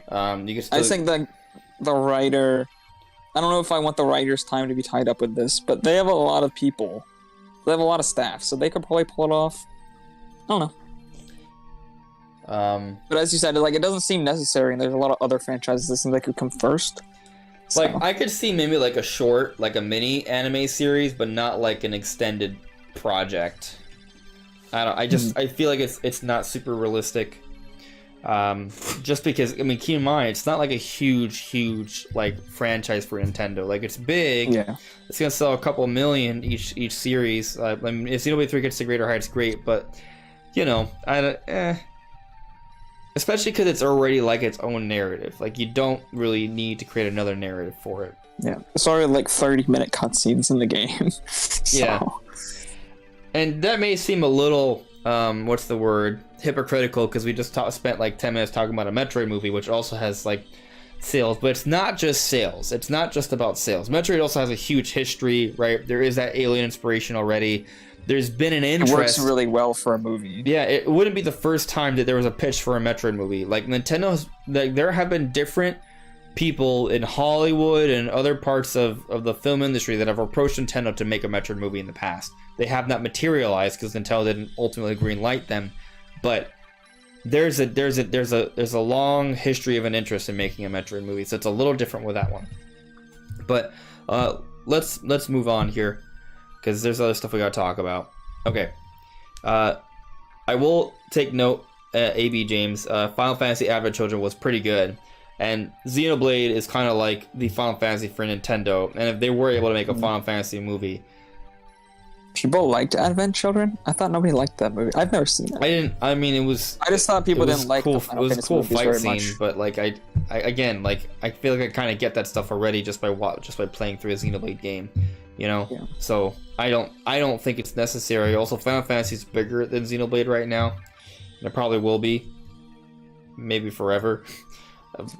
I mean, you never know. I mean, it's like it's one of the longest running RPG series of all time. Yeah. So. I mean, is it not the most popular RPG series? If you don't count something like World of Warcraft. I don't know. I would probably. Yeah. I'm not sure. Yeah, World of Warcraft is huge because PC, and then the PC world is MMOs are big too. Yeah. But let's move on here. So let's talk a little bit about this E3 situation. Okay. Okay. It's confirmed. E3 is coming back, and assuming there's no like crazy global catastrophes again, we're getting E3. Now, does this mean that Nintendo and Microsoft and Sony will be there? It does not. We do not know if they will have a presence there. Wouldn't be surprised if Sony did not show up. I'm gonna be that guy again and say they'll be there. Like I think they'll be there. I think so. Like, will all three be there? I don't know, but I think all three will reveal their content during that time. I think there will be another E3 branded Nintendo Direct. I think they work. Like, I don't think Nintendo wants to do what they did this summer again. Like, I think that was a this year thing. They tried it out. I'm not saying it didn't work because Nintendo, but I don't know. I don't think that's how they want to. People were not very happy with the way the content was shown. I mean, to be frank, I would say Nintendo, in terms of like their directs this year compared to previous years, this might be one of their worst years. Not in terms of disappointing. Not in terms of games. Like the content that has come out throughout this year has been great. I just mean in terms of their presentations. Like, even with this direct that happened, let's ignore what our expectations were. Like, just looking at what we got, there were legitimately 4 different farming games, and none of those count Pikmin. Games. None of those count Pikmin, by the way, which is like pseudo farming because you farm your literal army, right? That's made of vegetable people. And then we don't know if Breath of the Wild 2, I mean, Tears of the Kingdom is going to have farming elements, so that could be a 6th farming game in there. We don't know. But we don't know for sure. The thing is, like, they mentioned the Mario movie in such an awkward way. Didn't show anything for it. The Pikmin 4 stuff was great, but this was on the back end of, like, a whole bunch of useless Pikmin Bloom information. Like, Pikmin Bloom's been out. That was annoying.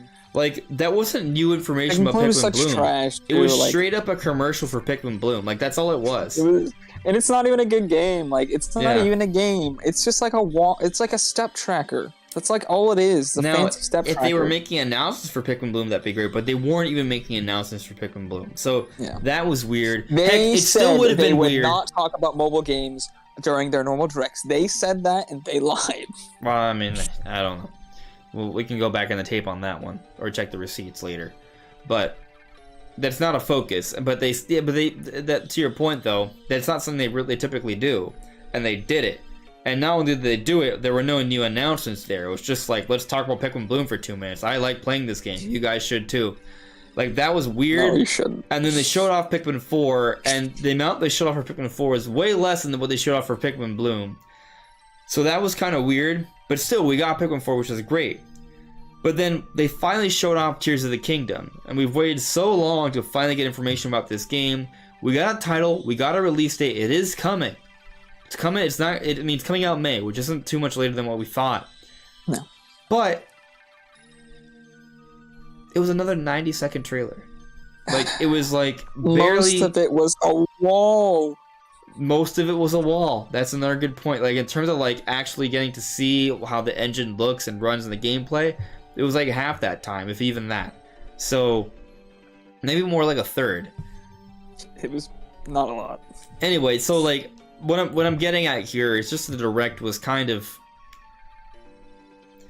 I don't want to say it was bad, but I would say it was very average. Average at best. Like, I guess the reason why I'm having some issue just saying it was bad is because there were good things there. It got the job done. Like, we have things to worry about leading up till next year. Like, they gave us January games, they gave us February games, they gave us DLC announcements, they gave us a title and release date for Tears of the Kingdom for May, which is really not that far off. Like, they did a good job in terms of setting us up for what to expect for the next coming months, and that's the main purpose. So they did that job, and we got Fire Emblem Engage, we got Pikmin 4, we got Tears of the Kingdom. Like, those are like great things, you know.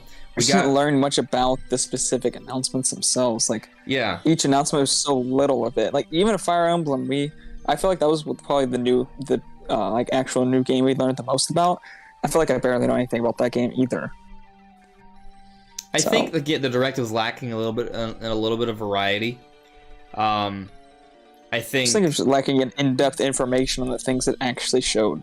And the big things that we were excited about, we got very little actually on. Fire Emblem Engage, we got more than the other two big ones, Pikmin and Zelda, but that's coming out this January. So, you know. Yeah. And we still didn't get that much. And yeah, you're right, not even that much. Like, if it's coming out in January, guess what, guys? They're going to have to give us more information about that game before then. Yeah. Maybe they'll have a January Direct this year instead of February. That's interesting. I don't know. They might just have a Fire Emblem specific Direct, though. They're going to have an October Nintendo Direct where they announce Metroid Prime for November. That's a joke. Yes. Yeah, that's a joke. For sure. I'm not even going to... It's going to be announced the day after the Mario movie trailer. I don't know, and that's a whole other thing that, like, they clearly have stuff to show off. They decided not to give us the Mario movie trailer during the Direct. Yeah. That's a whole other thing that made things weird. Like, they talked about the Mario movie, but just skipped the Direct, and now they're showing off at Comic-Con. I don't know what that was about.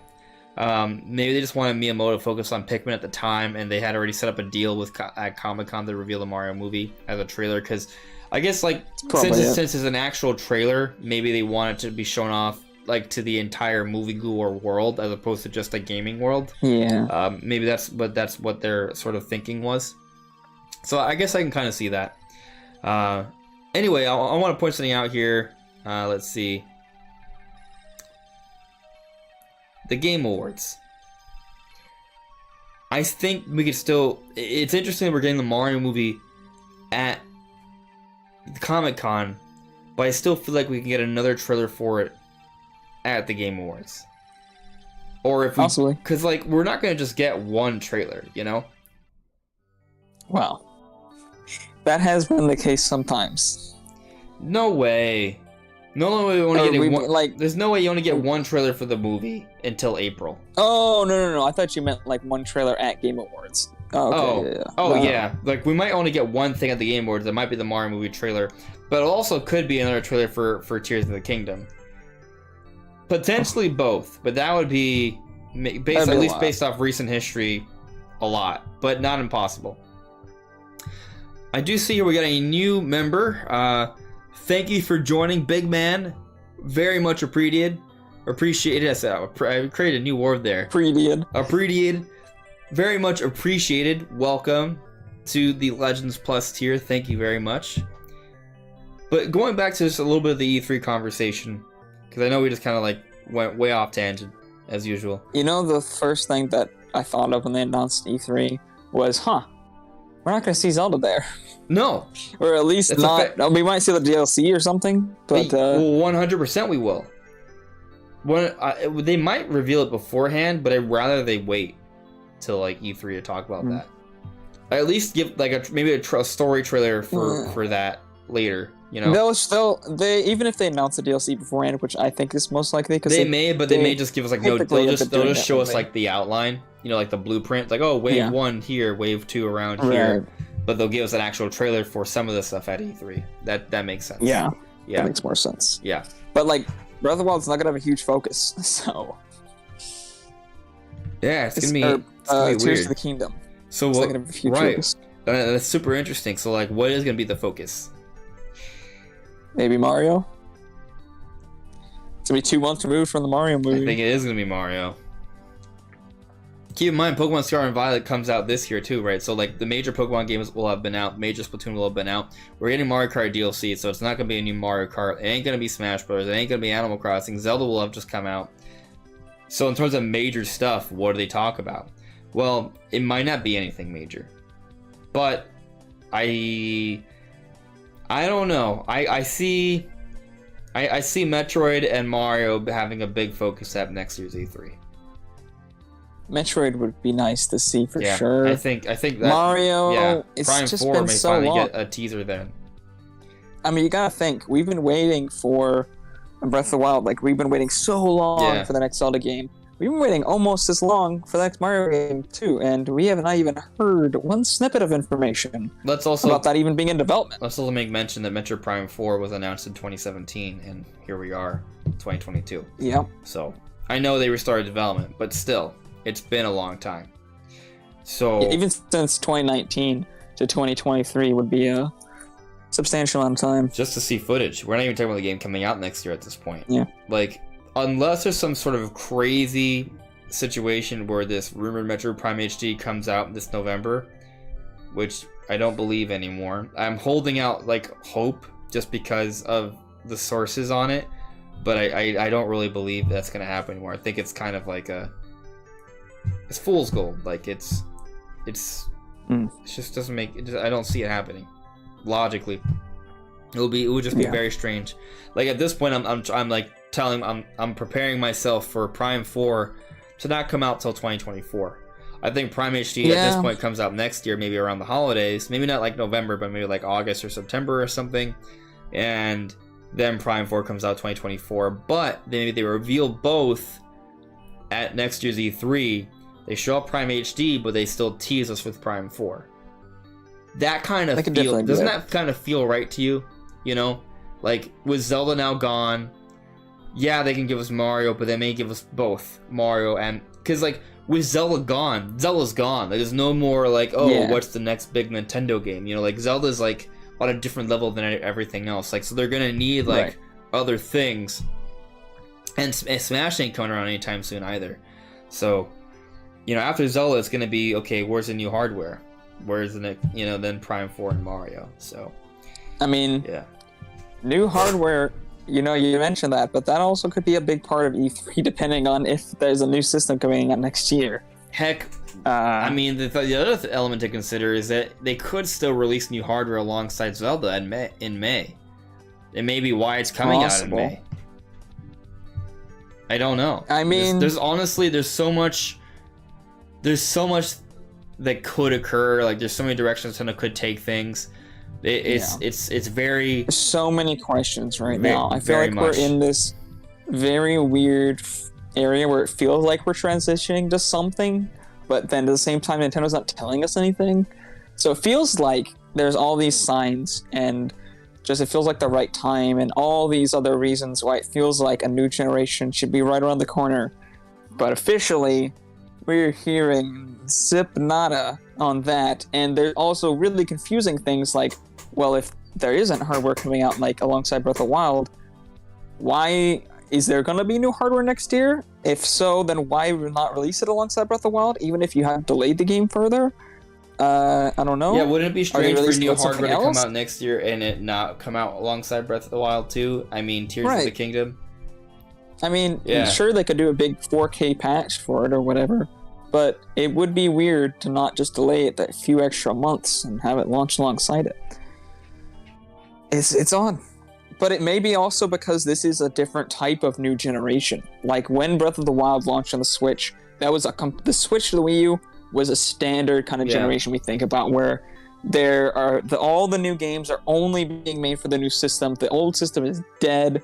Like, you might still be able to play the old games on the new system. Maybe that wasn't always the case. Obviously, Switch Wii U, you couldn't do that. I feel like it's going to be completely different this time. Everything's going to be forwards compatible, or like backwards compatible, I mean. So you're going to be able to play all your Switch games on your next-gen Switch. And I think most games coming out on the next-gen Switch, at least for the first few years, will also be coming out on the old Switch. So they may not feel the need to launch it with something as big as like Breath of the Wild, because it's available on both. So, and it's like the definitive experience, and it's carrying over the generation Yeah. Instead of completely like, yeah, Breath of the Wild was on the Wii U, but nobody really cared that it was on there, except you know what? dedicated Wii U fans. The more and more I think about it, the more and more I feel like there's not going to be like a cold, like hard transition. Like it's going to be more of a smooth one. Like it was Splatoon 3 coming out now. It's going to be supported for a few years. You know? Yeah. With the Mario Kart DLC coming out, that's going to be supported. Like they're not going to, like they're still supporting Mario Kart Deluxe. They're still supporting. They have now a new Splatoon 3 game. Tears of the Kingdom is coming out next year. It's gonna have DLC, right? Pokemon Scarlet and Violet is about to come out as well, and that's gonna keep that Switch relevant. Like Pokemon alone will keep the Switch relevant for at least like another 3 years after its release. Yeah. You know, Splatoon 2 or Splatoon 3, I think, is confirmed for like 2 years of free content already. Yeah, something like that. Yeah. So, but you know, going back to the whole E3 situation, like, okay, what could be there? Like, well, I mean, with the Mario movie having come out in April, you know, it would be a great follow-up to that, announcing a new Mario game in June. Like, it makes sense for that to happen. The timing works out, as we kind of spoke on earlier. I think also the Metroid thing, if there's new hardware, new 3D Mario, you got Metroid Prime, like, those things are going to push the new hardware for sure. Yeah, I mean, it would make sense. You know, it kind of does make sense for them to, like, launch... it kind of makes sense for them to launch like this system before E3, or at least have us know about it, so they can like show everything off on the new system at E3, right? But like, also we said this many times. Yeah, the difference before. is the big difference here though is that one, where this would be now in the 7th year of the Switch.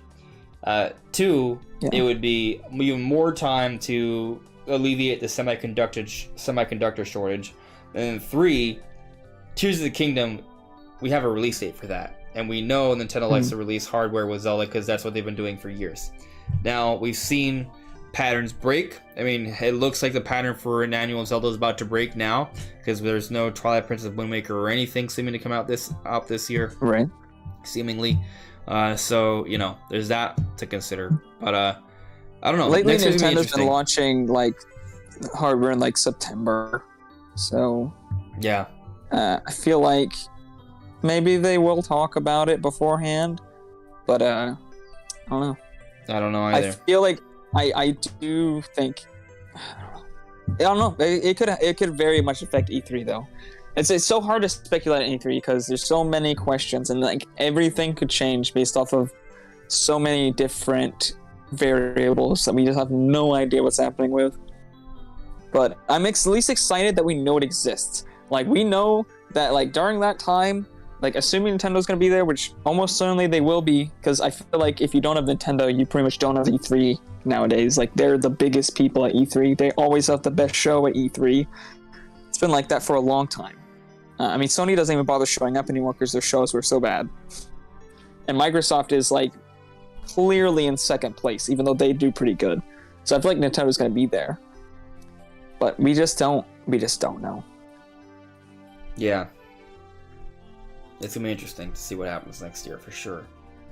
But it is nice to have, like, an almost guaranteed time where Nintendo has to talk about major things. Whereas this year we had just no clue and we're, like, just hoping, like, every week, just like, oh, maybe this will be the week. The thing is, though, I think something else to consider, we assume Nintendo will be at E3. I think now with this year, I'm at a point where, like, I'm not even sure that's certain. I think probably, right? Like I'm gonna err on the side of yes, but I'm not like 100% committed. Like I'm like maybe 60% committed. Honestly, maybe 70. Like I think more likely yes than no, but I don't want to be like, hey, for sure 100%. Because I mean, you look at what happened this year. We didn't get any kind of E3 Direct, you know. And I understand it was a pandemic year, but there were two Junes that we went through in this Switch generation where there wasn't a E3 Nintendo presence. Yes, one of them was related to a global catastrophe, but it's still the case that that's what went down, you know? So, however, I think Nintendo is the only company that cannot seem to do a summer presentation by themselves. They just cannot seem to do it. I don't know, or they don't want to. Either both times when E3 was canceled, Microsoft and Sony had no trouble coming out with their own presentations that were just as good as if they were in E3. You know what? I think I know why. In fact, they were probably the same exact presentations they were going to show at E3. I know why. I think. It's as simple as this. right now Nintendo's doing so well on so many fronts. There isn't really like a need to kind of like just completely blow it out of the park with a presentation. They have so much that they have behind the scenes. Like we've heard it talked about before. There's so many games that they're just sort of sitting on. They're still sitting on information on Tears of the Kingdom. Like they could give us a Tears of the Kingdom blowout. They're choosing not to. Let's make this clear.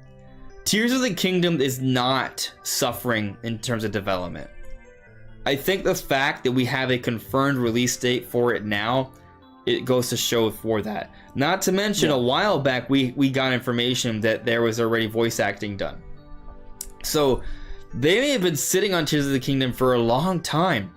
Tears of the Kingdom might be completed. I'm not saying it is. I don't know. They may still be working on it, but they may be tinkering with it. I think they're mostly working on like polish and things. I think the game could release today and it would work. Probably. Yeah, like the main point here though is just that Nintendo is sitting on so many games. Nintendo has so much momentum with Switch right now. We are now like we have our eyes set on the 7th year of Switch, and they're still set to sell maybe at least 20 million hardwares this current fiscal year. Like they may be losing momentum, but barely. They're barely losing momentum. Then software, they're not losing software momentum. Software is still performing ridiculously well. Like it's just kind of insane, like how well they're doing. So because they're doing so well, though, they don't have to blow it out of the park. And it doesn't make sense from a business perspective, from a strategy perspective. They shouldn't.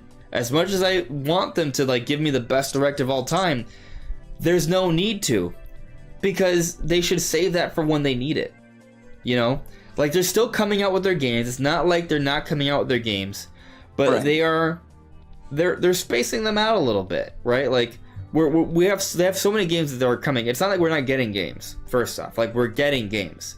You know, we just got Splatoon 3. High quality games. We're getting Mario Rabbids and Bayonetta 3 in October. We're getting Pokemon Scarlet and Violet in November. There's a few cool exclusive things, like we're getting Harvestella, for example. We're getting a new Fire Emblem in January. We have a Kirby remaster and Octopath Traveler in February.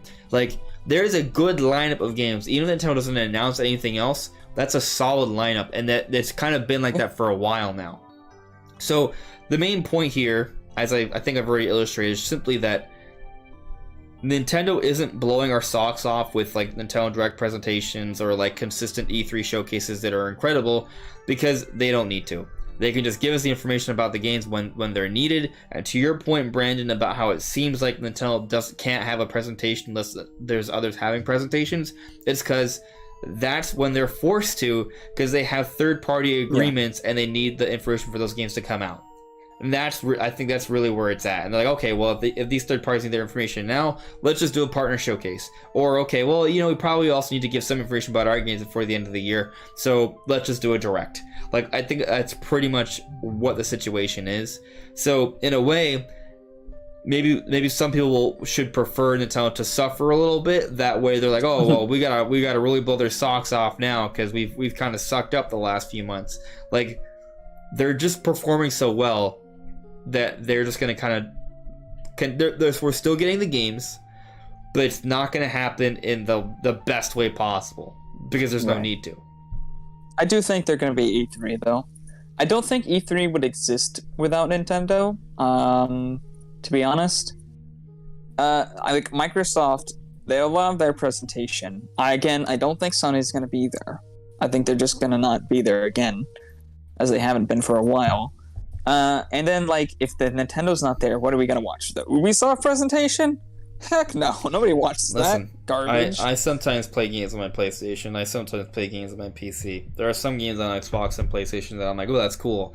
But I'm being totally frank, like, I only have time for Nintendo stuff, and even then, I don't have enough their time presentations. For Well, Nintendo just always has better presentations, anyways. Like Nintendo, like, they've always shown their games better. Well, lately we've been complaining about like not seeing as much of games, but at least we're seeing like gameplay, like actual gameplay. Like even Pikmin 4, the teaser, I thought at first it might have been CGI. It looked so good. No, that was actual gameplay. It's interesting you brought that up, Brandon. Microsoft, you don't see that a lot. Sorry to interrupt you. I just wanted to add this detail. I was pretty much finished. It works with what you're talking about. Because we recently got another one of those Sakurai videos, and I didn't see it yet, but I know it was talking about the value of not doing too much cutscenes in the beginning of a game and giving gameplay. Like, that makes so much more sense. Now, granted, there are some Nintendo games that have a lot of exposition. Sometimes Xenoblade 3. Xenoblade is probably the worst offender. It works for that because to me I kind of like play Xenoblade thinking it's like watching an anime. The story is one of the biggest reasons I played that series. But on the flip side, though, I can understand for some people it might be a turnoff if they're not looking for a story. So that is kind of a little bit of an issue. How you felt when you played Metal Gear Solid 5? Probably. It is. Like, I just want, I was excited to play it because I heard about all the cool gameplay stuff, but the story things kind of turned me off on it. Like, I didn't want to sit in a hospital bed for 20 minutes just looking around. I'm probably exaggerating. It probably wasn't a 20-minute scene, but it was long. Like, it wasn't 30 seconds. It was minutes. Just moving just your head. I freaking hate that. It's an interactive cutscene. I don't care. I get it, but for what I was looking for, right? Because I wanted to get that experience. I didn't get it at first, and that was a huge turnoff for me. Even though it's an incredible game, I'm not, not sliding it well, I am sliding it in a way. I'm sliding it because I feel like I don't know. It's tricky because in some cases it does work, but for Nintendo, oftentimes they prioritize gameplay. Whereas a lot of Sony games, for example, you'll see their trailers and they're mostly just cutscenes and CGI, and they look amazing. And it's not even they're not even trying to hide hardware limitations, because their hardware is far more powerful than Nintendo. It's not a hardware issue. It's just more they just want to show you the most impressive looking thing they can see from a visual perspective, It works in that way. But from a gameplay perspective, it's not. It's almost like Sony and Nintendo are two different sides of the spectrum. There's exceptions on both sides, right? For example, we just talked about Xenoblade. Xenoblade is definitely the exception for Nintendo, and Sony has games that that it's more about showing off the gameplay rather than the narrative. But Sony has a lot of really big narrative-focused games, and when they're showing them off, it's gonna feel more like a movie trailer. Yeah, I generally find their presentations less interesting because they tend to show cutscenes, and at the end of the trailer, I don't really know what the game is. Whereas Nintendo, I usually know what the game's about, and it feels more interesting to me. But yeah, overall, I feel like E3 is not E3 without Nintendo. When Sony left, it didn't change anything. I feel like if Microsoft did have a presentation, it'd still be fine. People would still watch E3. And it's not even that I'm biased towards Nintendo, because I love Microsoft and Sony. I love both of those. I love PC gaming. I am not just a Nintendo fan. I play everything, and I love everything. There are some things I love on PlayStation and Microsoft 100% just as much as Halo and Ratchet and Clank and Uncharted and things like those. Those are just as big to me, or at least very, very close to things like Mario and Zelda. I think Mario and Zelda are probably the exceptions. But other than that, I'd say other Nintendo series, there are, other than probably Zelda, there are other PlayStation and Microsoft that I IPs that I care about just as much. Yeah, so it's not just me being biased towards only liking Nintendo stuff. I attest to Brandon's claim here, because sometimes he'll message me, he's oh, you said Ratchet and Clank trailer? I'm no, I heard of it, but I really don't care. I won't say I really don't care. I'll check it out. And I'm oh yeah, it does look cool. But I won't be oh my god, Brandon looks amazing, I'm going to get my pre-order now. It's just kind of I'm just more of a clear-cut Nintendo fan. If it's something else, Brandon has to kind of pull me in. There's exceptions though, right? If it's a Souls game, a Soulsborne game, I'm gonna be hey Brandon, did you hear about this? I'm oh yeah, I guess that's. And never no, I suck at games. I couldn't beat the first boss. There are exceptions, but definitely Brandon's way less Nintendo biased than I am. I think you still are Nintendo biased though, but you're not anti. I'm not anti the other companies either. Don't get me wrong. But I'm like, I guess if there's like a tier, right? Like I feel like if there's like a spectrum, like Nintendo versus everyone else, I'm definitely like on the 9.5 out of 10 towards Nintendo. And then Brandon's like maybe like an 8 on the side of Nintendo, but you also have like an 8 towards like you're maybe like a 7 towards like everyone else, or a 7.5. Like, like you're still like, I feel like Nintendo's still like an edge for you, but close, it's like it's a Nintendo very, is the edge. It's a slight edge for me. The others are like a 5. Yeah, like it's if even that. Like there are the times where I play PC like 3 to 5 times more often than I do the Switch. Like even when games are releasing, or like they'll just be like, I'll keep up with news on like PC stuff and like not Switch stuff sometimes. Yeah, like unless it's Zelda or like something big that I really care about. No, I mean, if I had more time, you know, maybe I would play the other systems more. And that's part of it. It's just kind of like prioritizing, you know, what's more important to me.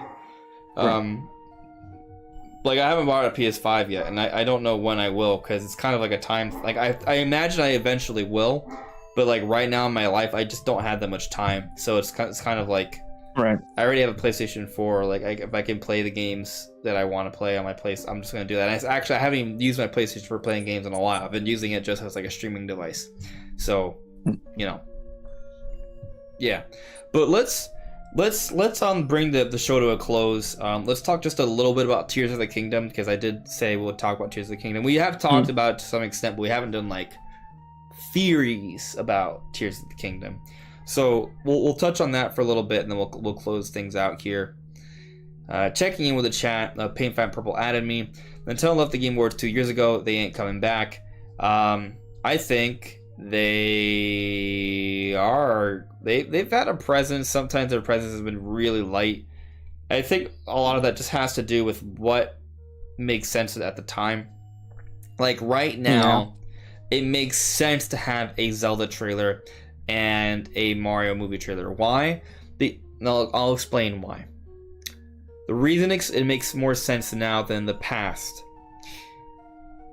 Nintendo has been really quiet about Breath of the Wild 2. And yes, I know we predicted Breath of the Wild 2 to show at the Game Awards multiple times because of the history of Breath of the Wild, and with Smash gone, it made sense to maybe transition over there. But it then became apparent, to your point, Paint Fan Purple, that Nintendo doesn't seem to really care about the Game Awards. Like, they don't necessarily care about having a presence at the Game Awards, but they have something coming up where it makes sense to market it. They will showcase it there. It also became apparent that Breath of the Wild 2, or now Tears of the Kingdom, was not ready to show at the Game Awards, so like, it wouldn't have been there anyways. I mean, just think about this. We just got a direct where they gave us a title and name, and they still only gave us like 30 seconds of gameplay, you know? And we're like 8 months out now. So it's strange, but with it now having a release date, with it set for May, it does make sense to have a trailer at the Game Awards, because there's a lot of eyes on there, and that's my kitty. Hello, kitty. So anyway, but there's a lot of eyes on there. It makes sense. Now, I'm not sure if I'm ready to predict it yet. It's probably just going to come down to my feelings at the moment when I do go to my predictions. But there's definitely a good chance it shows up this time, because Tears of the Kingdom is about to come out, and they've already kind of done like their initial reveal. Now, with the Mario movie thing, that one is also interesting, because I thought for sure we would see it at the Game Awards with it not being at the Direct, but now with them showing it off at Comic-Con, I don't know if there will be another trailer, because that'll just be 2 months removed. But 2 months is actually a sizable amount of time, considering the movie is coming out in April. And I feel like we should probably get 2 to 3 trailers of the movie before it's actually like coming out, you know? Like, so Game Awards feels like the kind of mood that works for this movie trailer. Like, imagine they skip the Game Awards and just have a trailer in January instead. Like, wouldn't that be weird? You know? Haven't they had movie trailers at the Game Awards before? Or like non-video game trailers? Absolutely. Absolutely they have. Yeah. It feels like the kind of announcement that works in the atmosphere of the Game Awards extremely well. Whereas something like Breath of the Wild also works, but I feel like Mario movie just like it fits perfectly within the Game Awards, even though it's not even a game, really. But Yeah. I mean, is the Game Awards. Like, that is not exactly the most like hardcore gamer focused event as it tries to say it is. Yeah.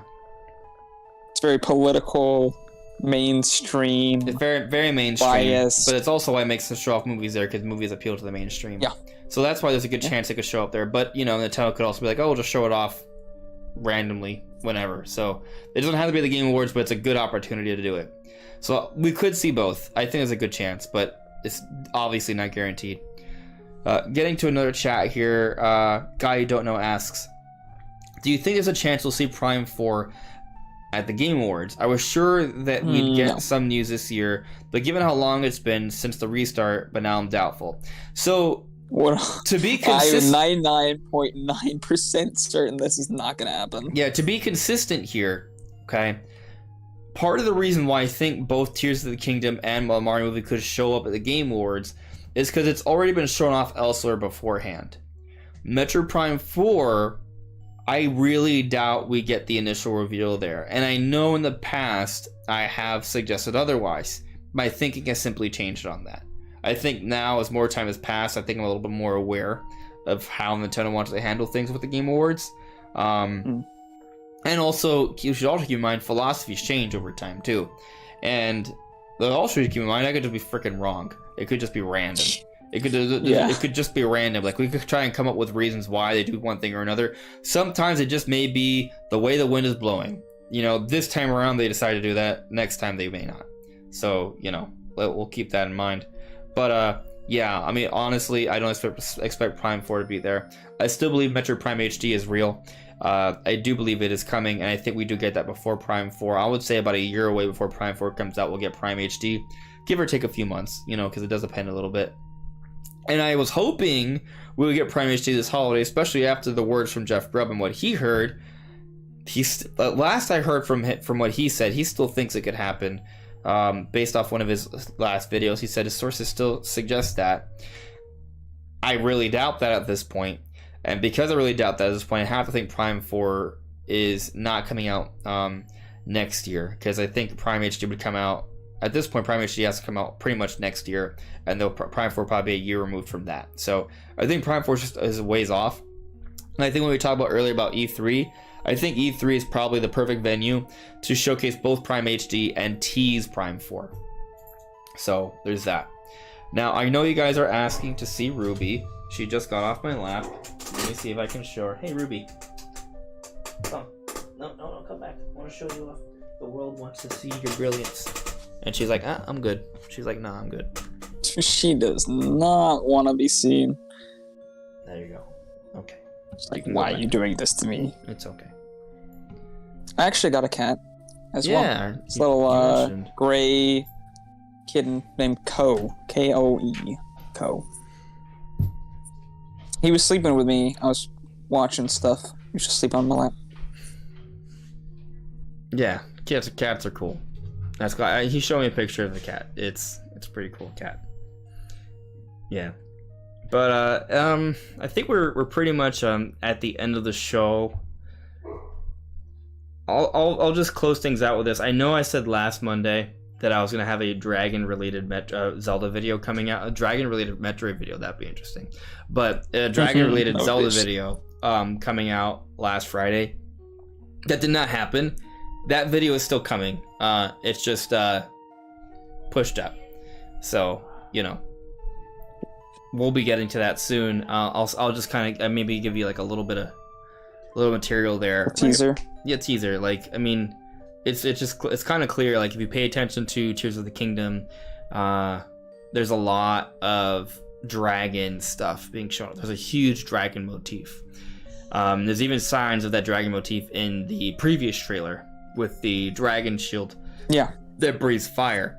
So I think there's going to be a big theme with the dragons here. I think that is going to play to actual abilities you may have. It's going to play to the story. It's going to play, I mean, they're both important. And it's going to play to like enemies even potentially, or just characters in the game. Like, I think the divine dragons are going to be there. So yeah, I think dragons are cool. Dragons are really cool. Oh, yeah. So to see them in Zelda and maybe like more of a dragon focus than ever before in a Zelda game, that's fascinating. Like, especially when you consider that there's a huge focus on sky exploration here. Yeah. I wonder. And need more flying enemies. We see that like flying Yeah. bat creature thing in the trailer too. Correct. Yeah. So is that? Hello there. Looked too big to be just like a keys though. Unless it was like a giant keys. Well, actually, if you guys saw my trailer analysis, in that I actually pointed out how that creature is a lot larger than Link. So when you when that shot that you're talking about, it's when we're actually moving the stone up into the sky, and it's like black and white. So it's almost like you're reversing it. You may be reversing the time of that big like block-like stone. Seems like that's how the ability works. But because when that ability works, you see like a transparency of it too, like several parts of it. You know, like the imagery of it, and with that, you can see that bat-like keys creature behind it. And what's fascinating about it is that you see that the bat-like creature is behind the stone, and Link is on the stone. So you can see if the creature is behind the stone, it should be even smaller because it's further away. But it's still substantially larger than Link, even though he's in front of it. So at the very least, this creature is a few times bigger than Link. So I'd imagine I don't know if I don't think it's like a boss enemy per se, but it's like a probably a fairly large in creature. Princess, they had in the Twilight they had those large bird creatures. It might be that. I think there's a name for about it. that size. Yeah, I'm sure there's a name for them, but it's not a dragon per se. At first I was theorizing dragon, but I don't think it's dragon. There's actually a lot of different kind of bird-like creatures in the Zelda lore. Maybe if we put Zelda bird enemy, that'll put like Twilight. I got a crow. It almost looks more like a pterodactyl than anything. The Kargarok, I think that's what it might be. In Wind Waker, they just look like birds, but if the Twilight version of the Kargarok, I think looks more bat-like or dinosaur-like. There's like trumpet mouths too, don't they?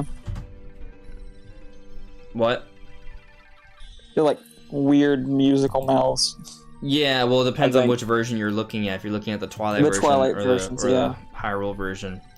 The Kargar, I mean, I'm gonna screen share here to show you real quick. This I think matches it. Let's see here.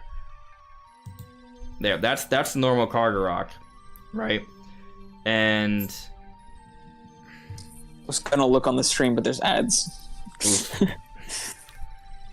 Actually, I should probably pull up the. There's that, and then does it show the Twilight version? Yes, this was what I was talking about. This is the Wind Waker version, the Kargarok. It looks more like a bird. Why is this so zoomed? It is very zoomed. Yeah. I don't know if they're going to show the Twilight version on this page, but I'll just go back. Like the same thing, more black, trumpet mouth, you know.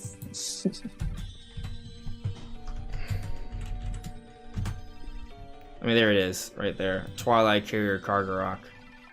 And this version like has like no face. It's creepy. It looks like something from Stranger Things. But then let's see what happens if I search. I mean, I don't want to pull the trailer right now, but like Zelda Kargarok Tears of the Kingdom. I bet that'll come up. Any takers? Brandon, you disagree? You think... I honestly it probably won't come up. Wrong. There it is. But it's so hard to like see here. Dang, people actually, well, people are on it with Zelda, I guess. Jeez. That's surprising. I don't know if Wally Madrid my exact same reaction. Probably not, and then just, what? Well, I tried to like zoom in on it, but this was a bad idea. I mean, I guess what I should do is actually click it on its own thing. There it is. Oops. Right there. Like that I could see that being a car. This face looks like kind of warped by comparison. Yeah, doing that's not gonna help me see it. But anyway, yeah, I think it's probably a Karkarock, but it could be something else. It could be another dragon-like creature. But it's just glad we have confirmation of actual like new enemies types. Right. I mean, we've already seen a few different enemy types already, so it's kind of cool that that's what's going down. There's a lot of new stuff there, so I'm pretty happy about it. Hey there, girl. How are you? But that's the end of the discussion, guys. That's all for now. Ruby, say goodnight. Say goodnight. Okay. All right. You go bye-bye. Okay. All right. There you go. And let's see here. Yep. That's it for now, guys. Have a good one. Take care. Bye, guys.